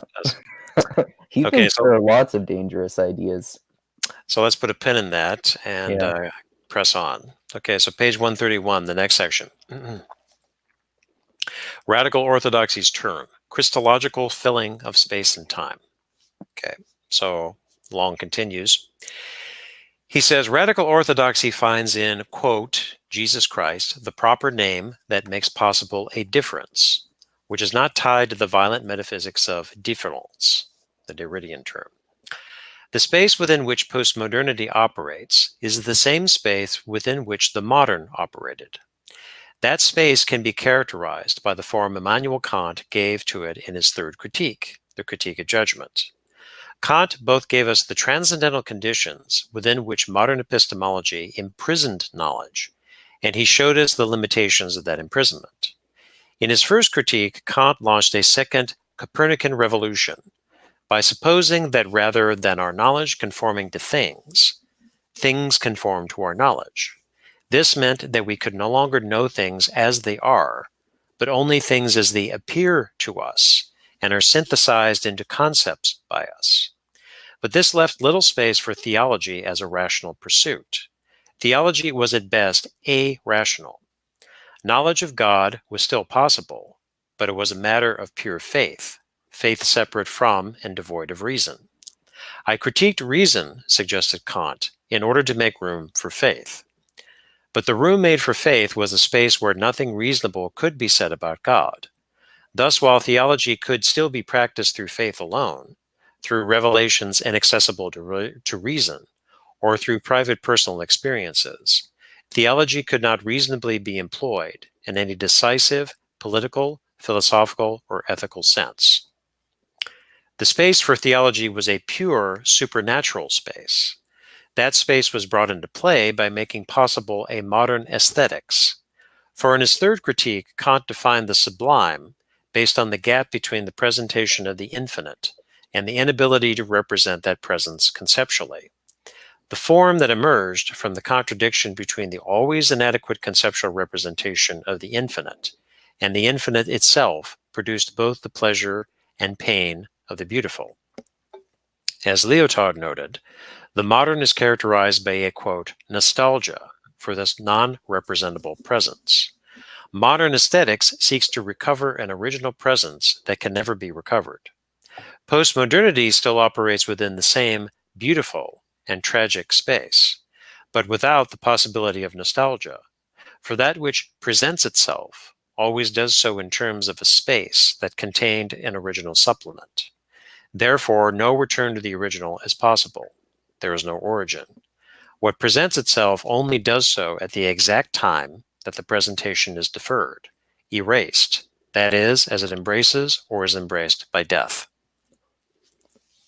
I'm a little confused about that last part from where they mentioned aesthetics until the end of it. Okay, so in the third critique, the Critique of Judgment, Kant is dealing with two things. One is aesthetic judgment, and the second is teleological judgment. Teleology referring to an end. How is it that can we say that things have an end? Okay. So one very important concept in the third critique is about the sublime. Okay, what do we mean when we talk about the sublime? It is a feeling that you experience by looking at something that is beyond oneself and something that is infinite.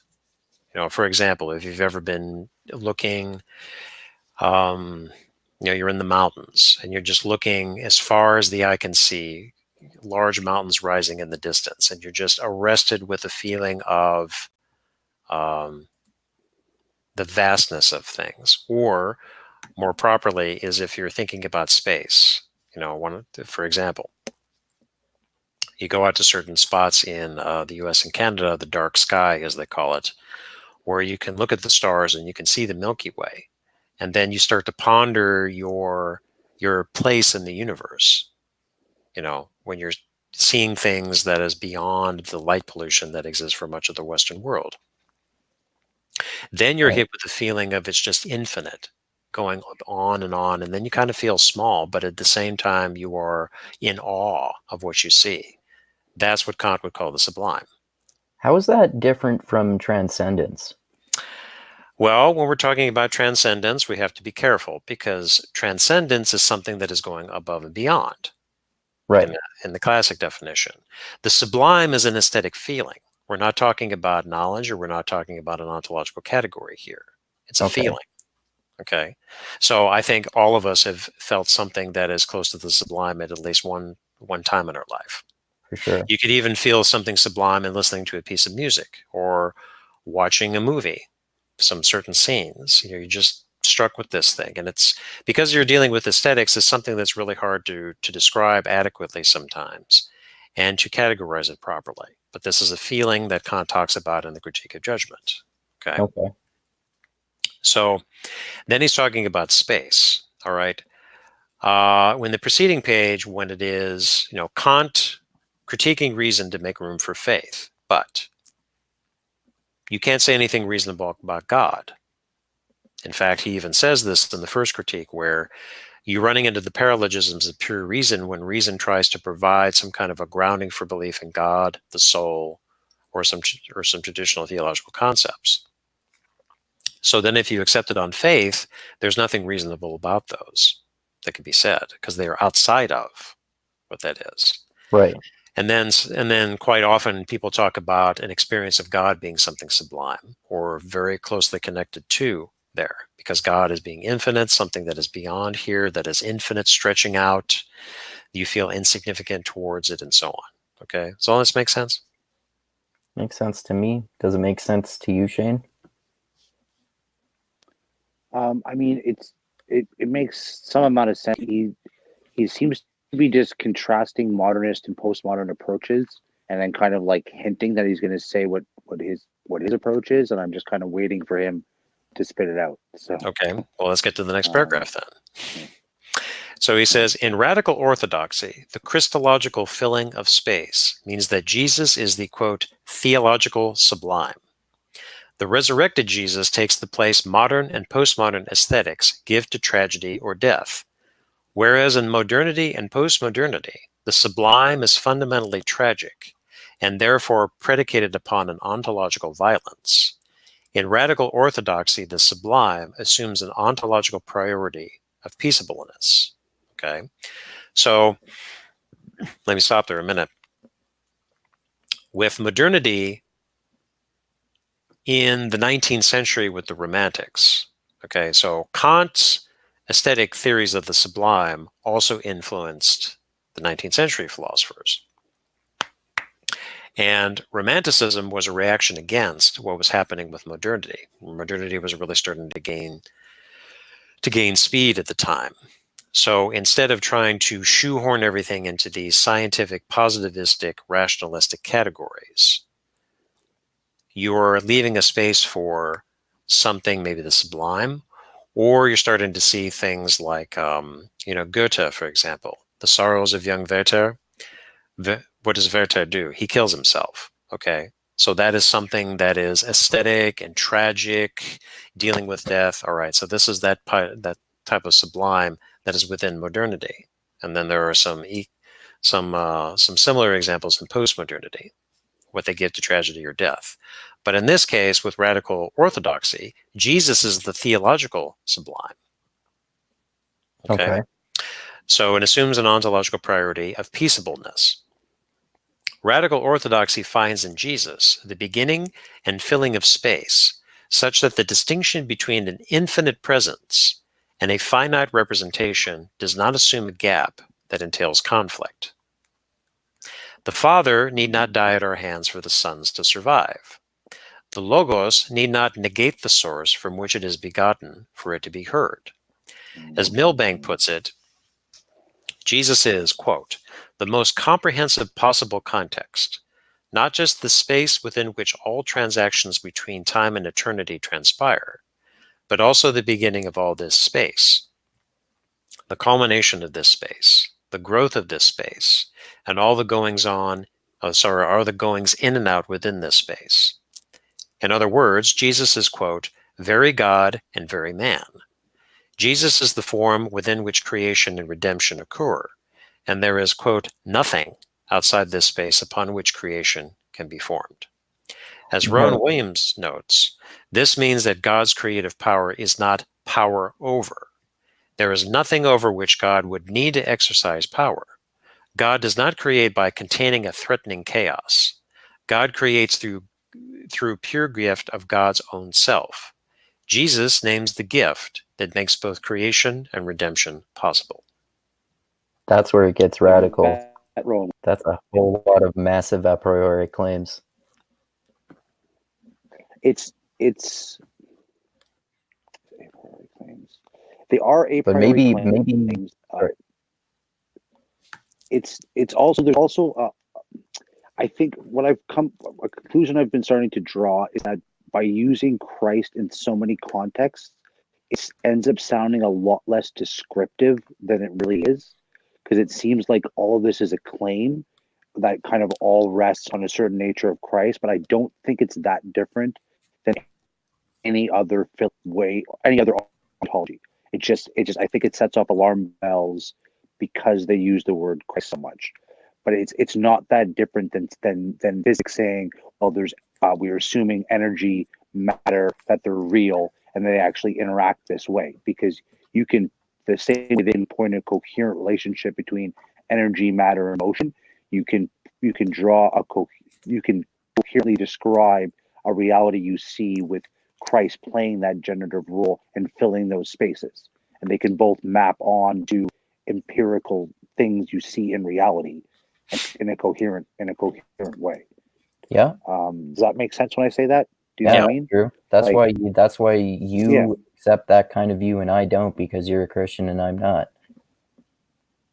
Well, it's like everybody accepts some model of something if they're going to talk about it. Like by definition, when you speak, you're putting forward a linguistic model that maps onto something you're describing. Right. So they're just using symbols. If you believe in a representationalist theory of truth. But we're not talking about truth here. We're not? No, we're not. Remember what he's saying in the first part of the top of the paragraph. In radical orthodoxy, the Christological filling of space means that Jesus is the theological sublime. Okay, we're talking about the sublime here. Okay. Something that approximates the sublime. Also, as he mentions earlier, Jesus, at the end of the paragraph, Jesus, quote, Jesus names the gift that makes both creation and redemption possible. So running with Shane's point is that you can substitute something else in Jesus's place. And if there is some kind of a religious or theological impulse within all human beings, energy could be a theological sublime, possibly. Yeah, you could look at it that way. Pleasure could be a theological sublime. Pleasure could be a self-transcendence. Yeah, put knowledge. Anything in there. Anything could be there. So we're not making truth claims necessarily here. Yeah, and I think the reason why Christians like to use Jesus there is because Jesus stands in for a unity of those divine, creative, generative things that exist that we think that are the source of everything, and a concrete manifestation of what we are as worldly beings, or as we appear. So that's why God as Son is such a useful descriptor. Again, it has all that baggage, which is why it's taken a long time for me to realize this. But I think why they're doing it is because it's a way to explain how you can have non-material, otherworldly things and the worldly come together, and what would that look like? So they had to come up with some sort of language for it. So logos, I think, and word was too abstract. So again, this is where I'm basically talking as if I believe it's just a word game. But just for the sake of purposes, to take the truth part out of it, it's like, as a descriptive thing, by having this vehicle to describe unity of the non-material and material, and especially the connotations of it being love, it being peace, it being positive, it being saving, it being healing. That's what they mean by peaceableness. Okay. Yeah, that's fair. What I mean by peacefulness. Peaceableness instead of the violence that he mentions about modernity and postmodernity.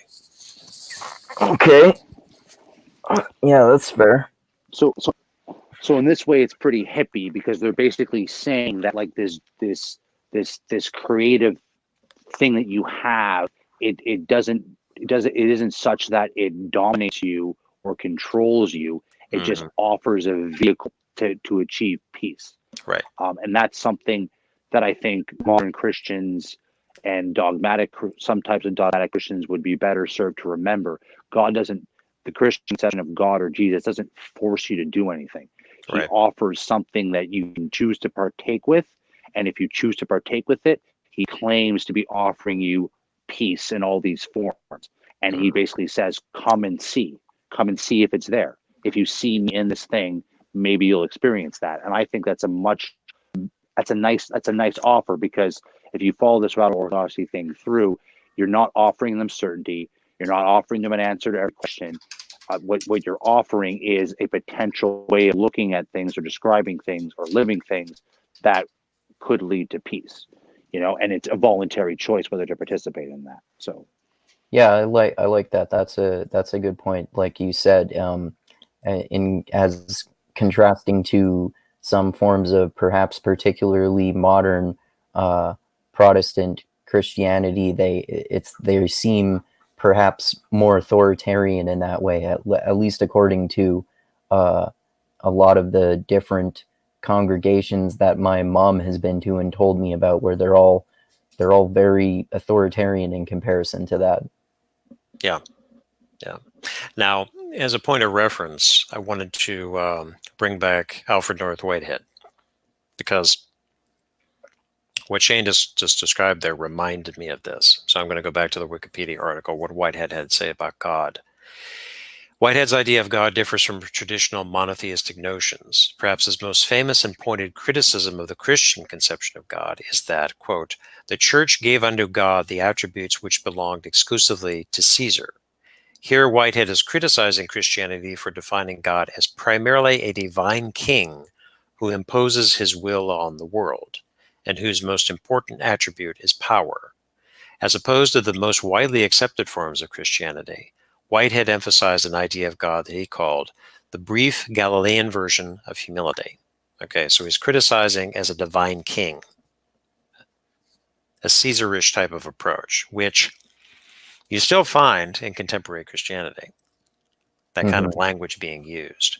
But with the radical orthodoxy, as Shane, I think, explained it very well, Jesus or Christ, or even Logos, as you could use, is a name of fully God, fully man, the bridge that's there.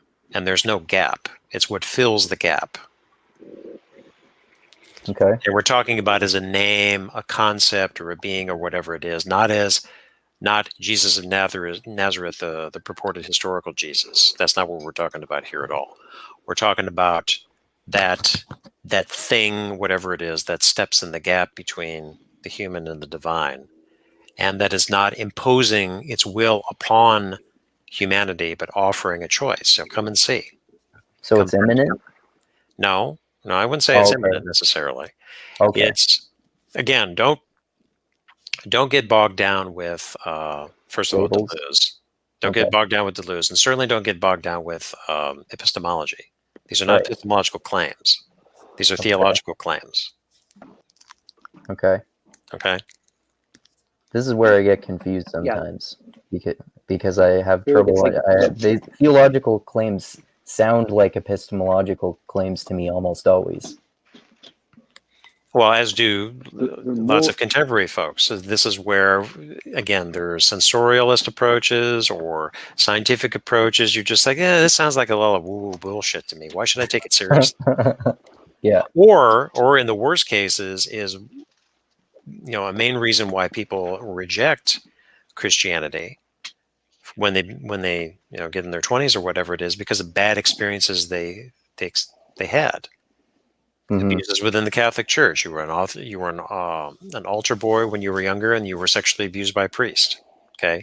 Then what do? You throw the baby out with the bathwater. You reject Catholicism. You reject Christianity because of what it did to you, or some more authoritarian evangelical sects denominations that might do the same things or even worse to you. And then what happens? The pendulum swings the other way. Then somebody might become a militant atheist, and they might disavow all kinds of Christianity, or they try to get into certain things like, in the worst cases, like Satanism or whatever it is. But in other cases, just like, well, I'm spiritual but not religious type of stuff, and it's cafeteria here and there. I just want to try this and try that. I saw a meme on Facebook the other day where it showed, what was it? It was a young woman that was dressed as a priestess.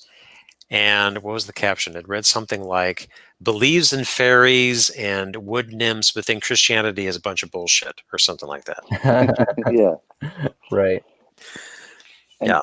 A distinction I'd like to draw too is I think there's a big difference between making an ontological claim, which is there is a path to salvation. Then you go a step further and say, I believe ontologically that path is through Christ. Okay. But to go a step further and say the way that you, Andrew, walk this path is by doing this exact action. I think that's where a lot of the friction comes in, because because even if you, because I certainly do believe that this Christ logos God man bridge is the path to salvation, but I try to remember the humility to not know exactly what that path is for any individual. Now, dogmas and doctrines can give you a lot of best practice and guides, and I think a lot of that has value for a lot of people. We can disagree exactly how valuable it is for any given person, but I think that, and my priest, Father Maxime, is really good at this particular aspect, is being very, both leery about being too prescriptive, but then not being too soft on the ontology of believing in certain principles. And I think that's where a lot more nuance and love needs to come in with the conversation, because some Christians approach it as, I have the answer, not just of the ontological reality, but specifically what that means for you. And I think that's where a lot of the danger comes in, because that conversation needs to be had patiently over time. Like, there's an interesting comment that former Anglican priest, now deacon in Orthodox, made. It's like the disciples didn't do communion till after 3 years of direct exposure to Christ. Okay. And then you started to get to understand the book of John. So this idea that you're going to walk up to somebody and in a week get them to act a certain way based on Christianity, it's just not realistic. Like, no. What's the direct exposure to Christ? Well, because the John, Peter, the disciples, like the Last Supper, that was the first time they actually had the body of Christ in them, like that close, fullest form of unity between the man and God that Christ represents. Sharing in that took them 3 years of discipleship. Yeah, the 3 years of being the apostles. In other words, 3 years of being the apostles. So if you're gonna approach somebody off the street and say, "Hey, come be a Christian," it's like to integrate that into their lifestyle in a way that's appropriate for them. Even for the apostles, the cream of the crop took 3 years. So the idea that you're gonna walk up to somebody with your Bible on the street and start telling them how to be a Christian right away, and that's a good strategy, doesn't really line up with how Christ approached it. It was a very long, drawn out learning process. And then when you start getting into some of the visionary parts of the Bible and what it took for the prophets to actually see and understand God, they had to get brought up to heaven. They had to get purified with fire. There's a lot of concrete things that have to happen for this, for it not to be forced upon you. Because if God's offering something, there's all these steps of consent, that changes inside you that need to occur before you're going to be ready to do it in a way that's not violent against you, right? Right. And it's the nuance and doing that with love. That's the part that Christians better get a lot better at if they don't want to keep alienating people. Yeah. Because you're just some random Christian, okay? You're not Jesus. So don't go around telling everybody how to be a Christian, Go do some repentance of your own and manifest the Holy Spirit better, and then they'll do the same, and you'll both get to where you need to go.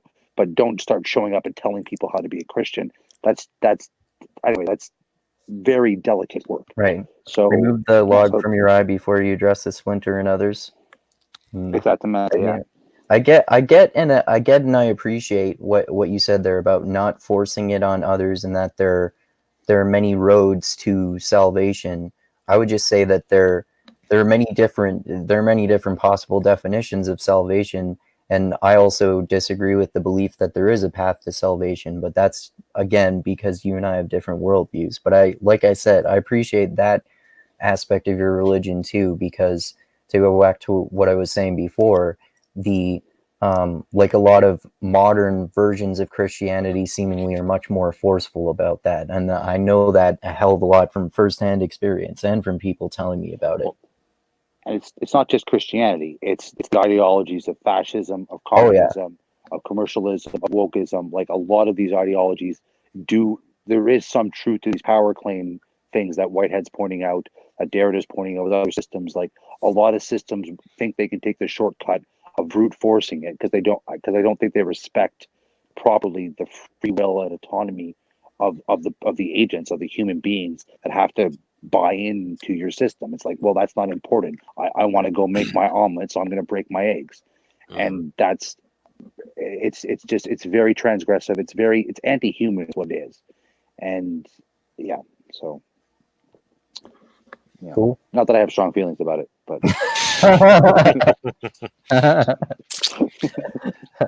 Okay, so let's see.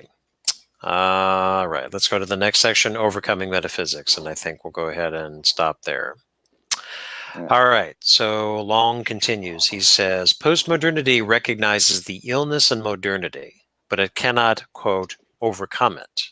As Graham Ward, one of the three radical orthodoxy, so aptly explains it, postmodern efforts to overcome the violence of metaphysics are like someone standing in a box, holding onto its sides and trying to jump out. Postmodernity cannot overcome the end of modernity, but seems fated to replay that ending again and again. Radical orthodoxy bears witness that, quote, only theology overcomes metaphysics. And then he continues, in radical orthodoxy, theology matters. The secularism that defined and constructed the world for several centuries suspended matter over a void. As the matter begins to dissolve within the, quote, cyberspace of that void, the significance of matter itself is called into question, placed under erasure. Okay. I don't get that phrase. Only theology overcomes metaphysics, because isn't metaphysics an aspect of theology? No, not at all. Oh, okay. Not at all. Okay, let's unpack what he's saying here. So, with modernity, there was more of a stress on the material world, not the supernatural world. Okay, so here's the material world. Here's the methods by which we understand the material world. And over time, the methods became more and more sophisticated. But this goes back to the thing about grounding. Now, when we're getting into something like quantum mechanics, way down to that level, what happens to matter? It dissolves. So where's the ground? If the ground for so long was matter, but matter itself has now been called into question, what do you do then? Right. Okay, I mean, like the human being, for example. You start with human beings are made of matter. Okay, what's this matter? What's this stuff? All right. So it got to a certain point. Then it went a little farther. Then it went a little farther. Then it went a little farther.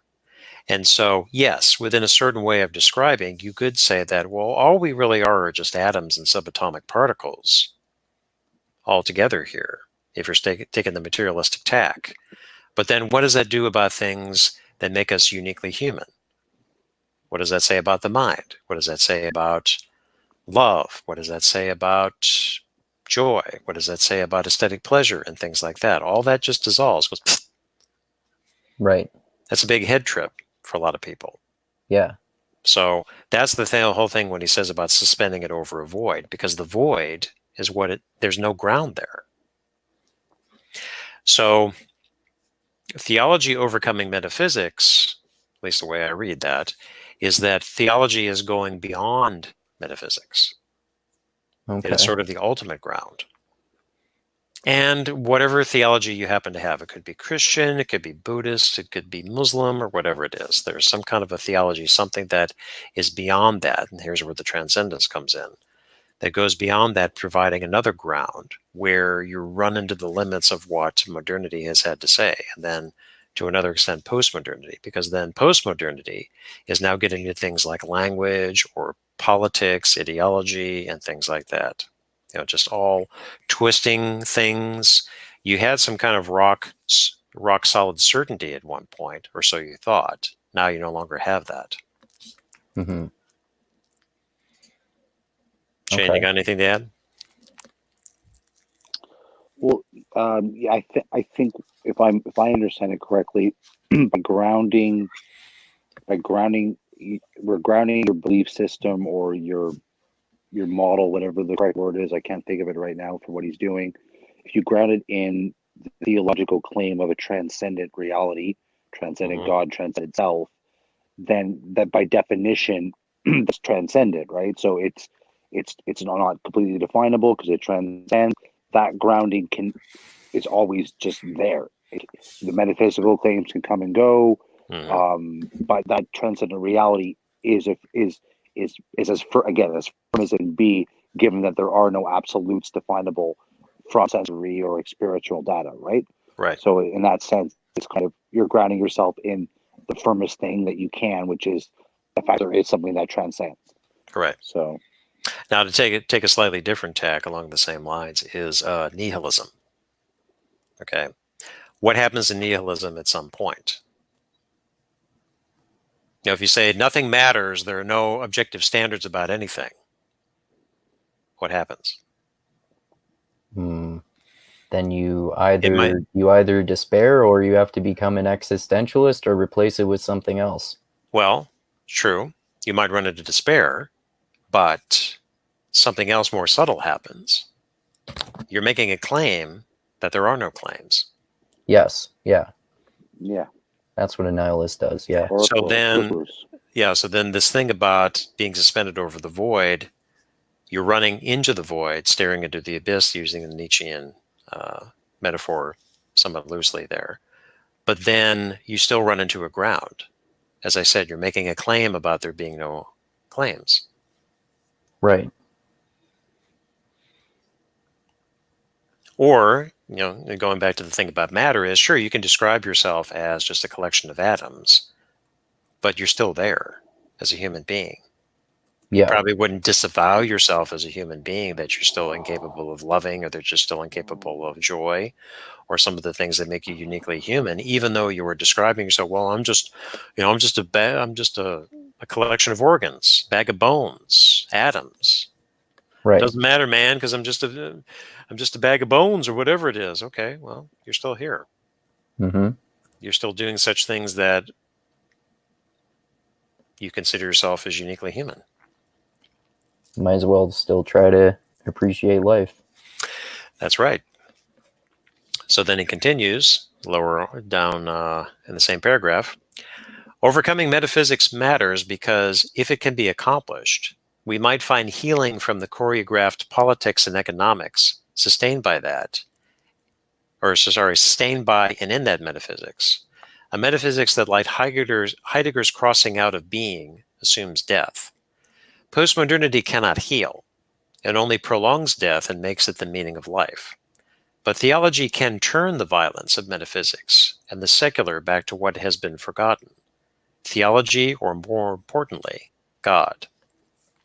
And the next paragraph. Radical orthodoxy begins by questioning the dualism between reason and revelation, faith and nature.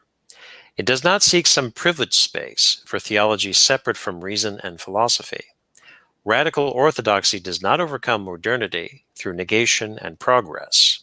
Modernity is overcome through a turning that undoes any secure division between faith and reason, theology and philosophy.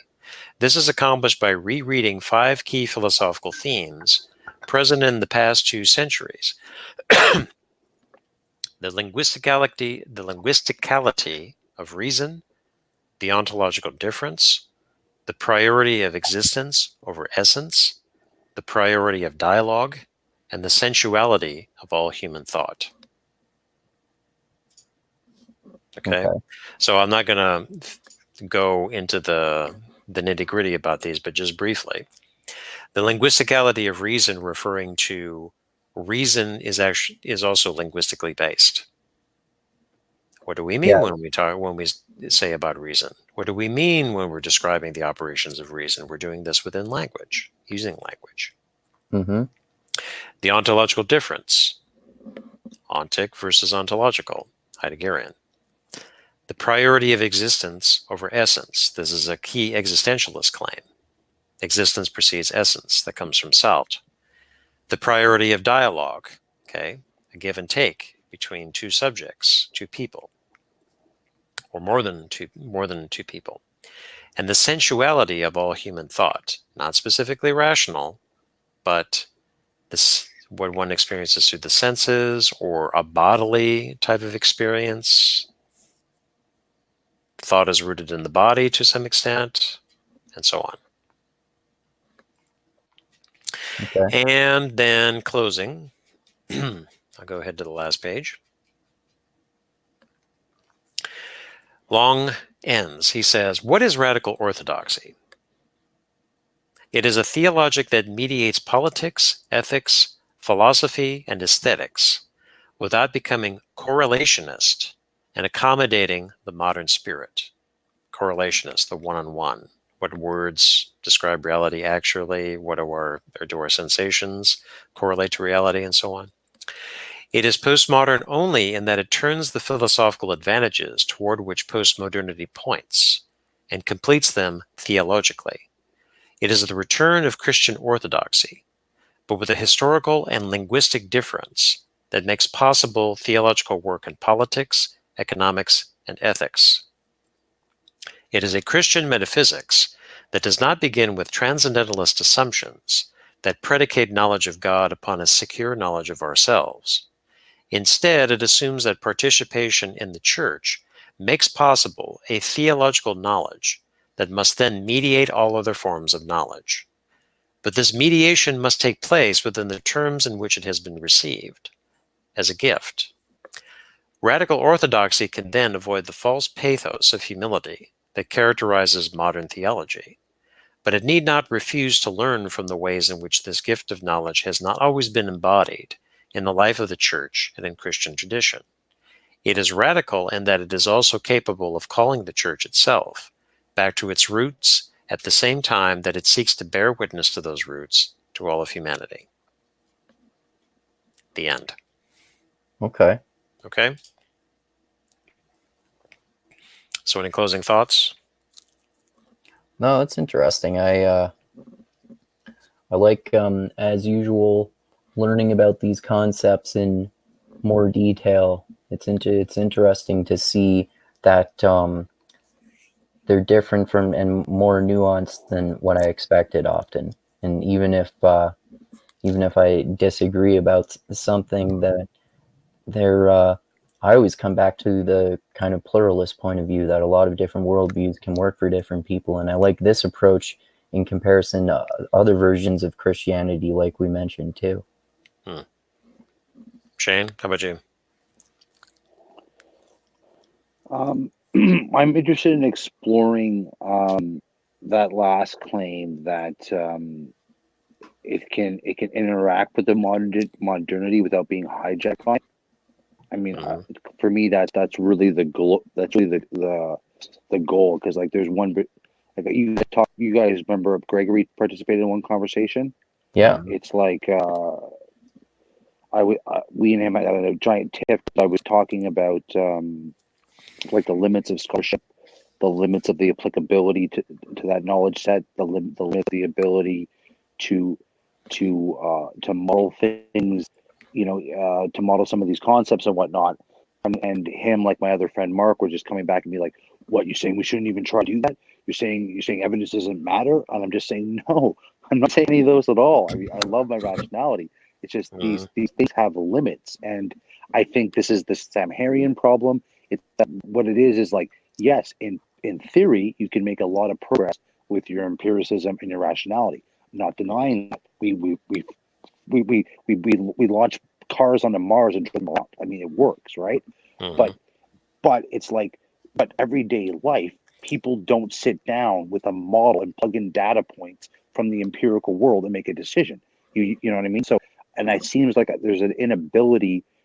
So the reason I brought up Gregory is, again, and maybe blind spots with me, but here he is claiming to be Orthodox, but as far as I can see, with his decision making and the way he wants to model things, he's a modernist, you know. Mhm. And I'm like, dude, that's really not Orthodox. I thankfully won't listen to this, so you'll never hear me say that. But as far as I can see, like, that's not what I'm learning in Orthodox theology. That's not how you approach things. That's how you build a bridge. It's not how you act as a human made in the image of God.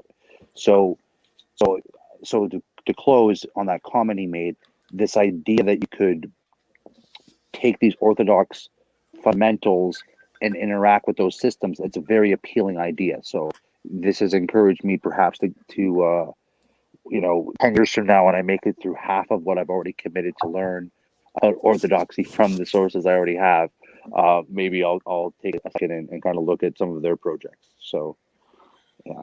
Well, you can always get a used copy of Radical Orthodoxy. Just keep it on your shelf. Yeah. Yeah, I'm looking at a stack of books that are all half read, like 15 tall. So Yeah. we'll see where she gets.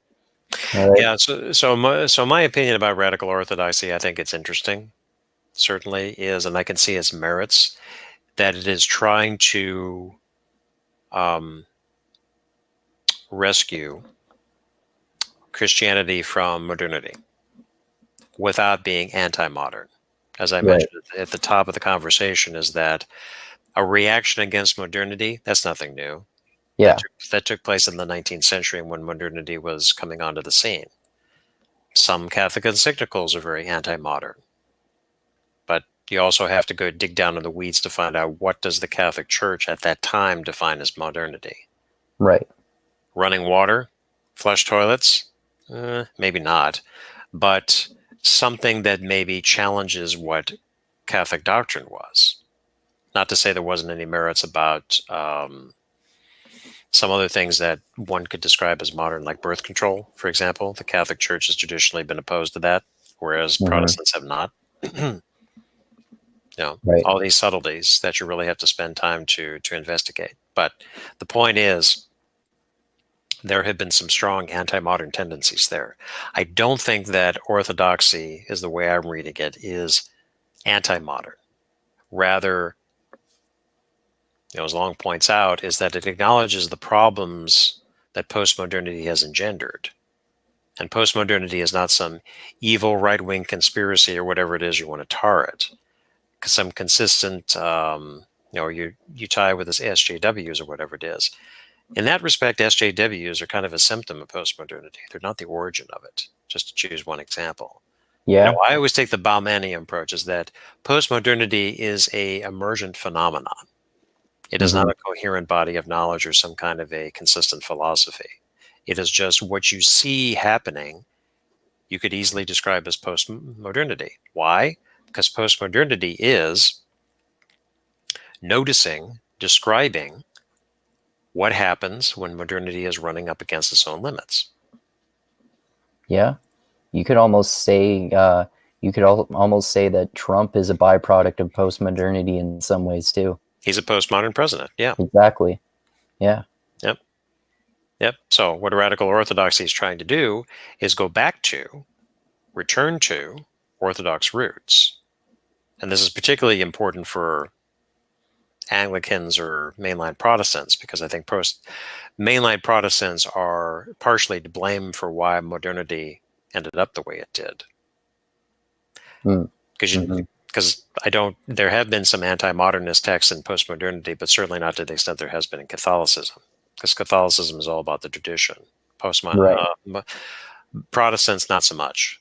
And then Anglicans, really not so much, because I think in recent decades, Anglicanism really has kind of gone off the deep end in terms of being permissive with certain things that probably should not have touched. Like what? Women priests. Oh, okay. I think that's one valid criticism. Like it's why is it what do you mean? It's hard to get into, and I'm Okay. just kind of repeating about what some criticisms of Anglicanism is. Okay.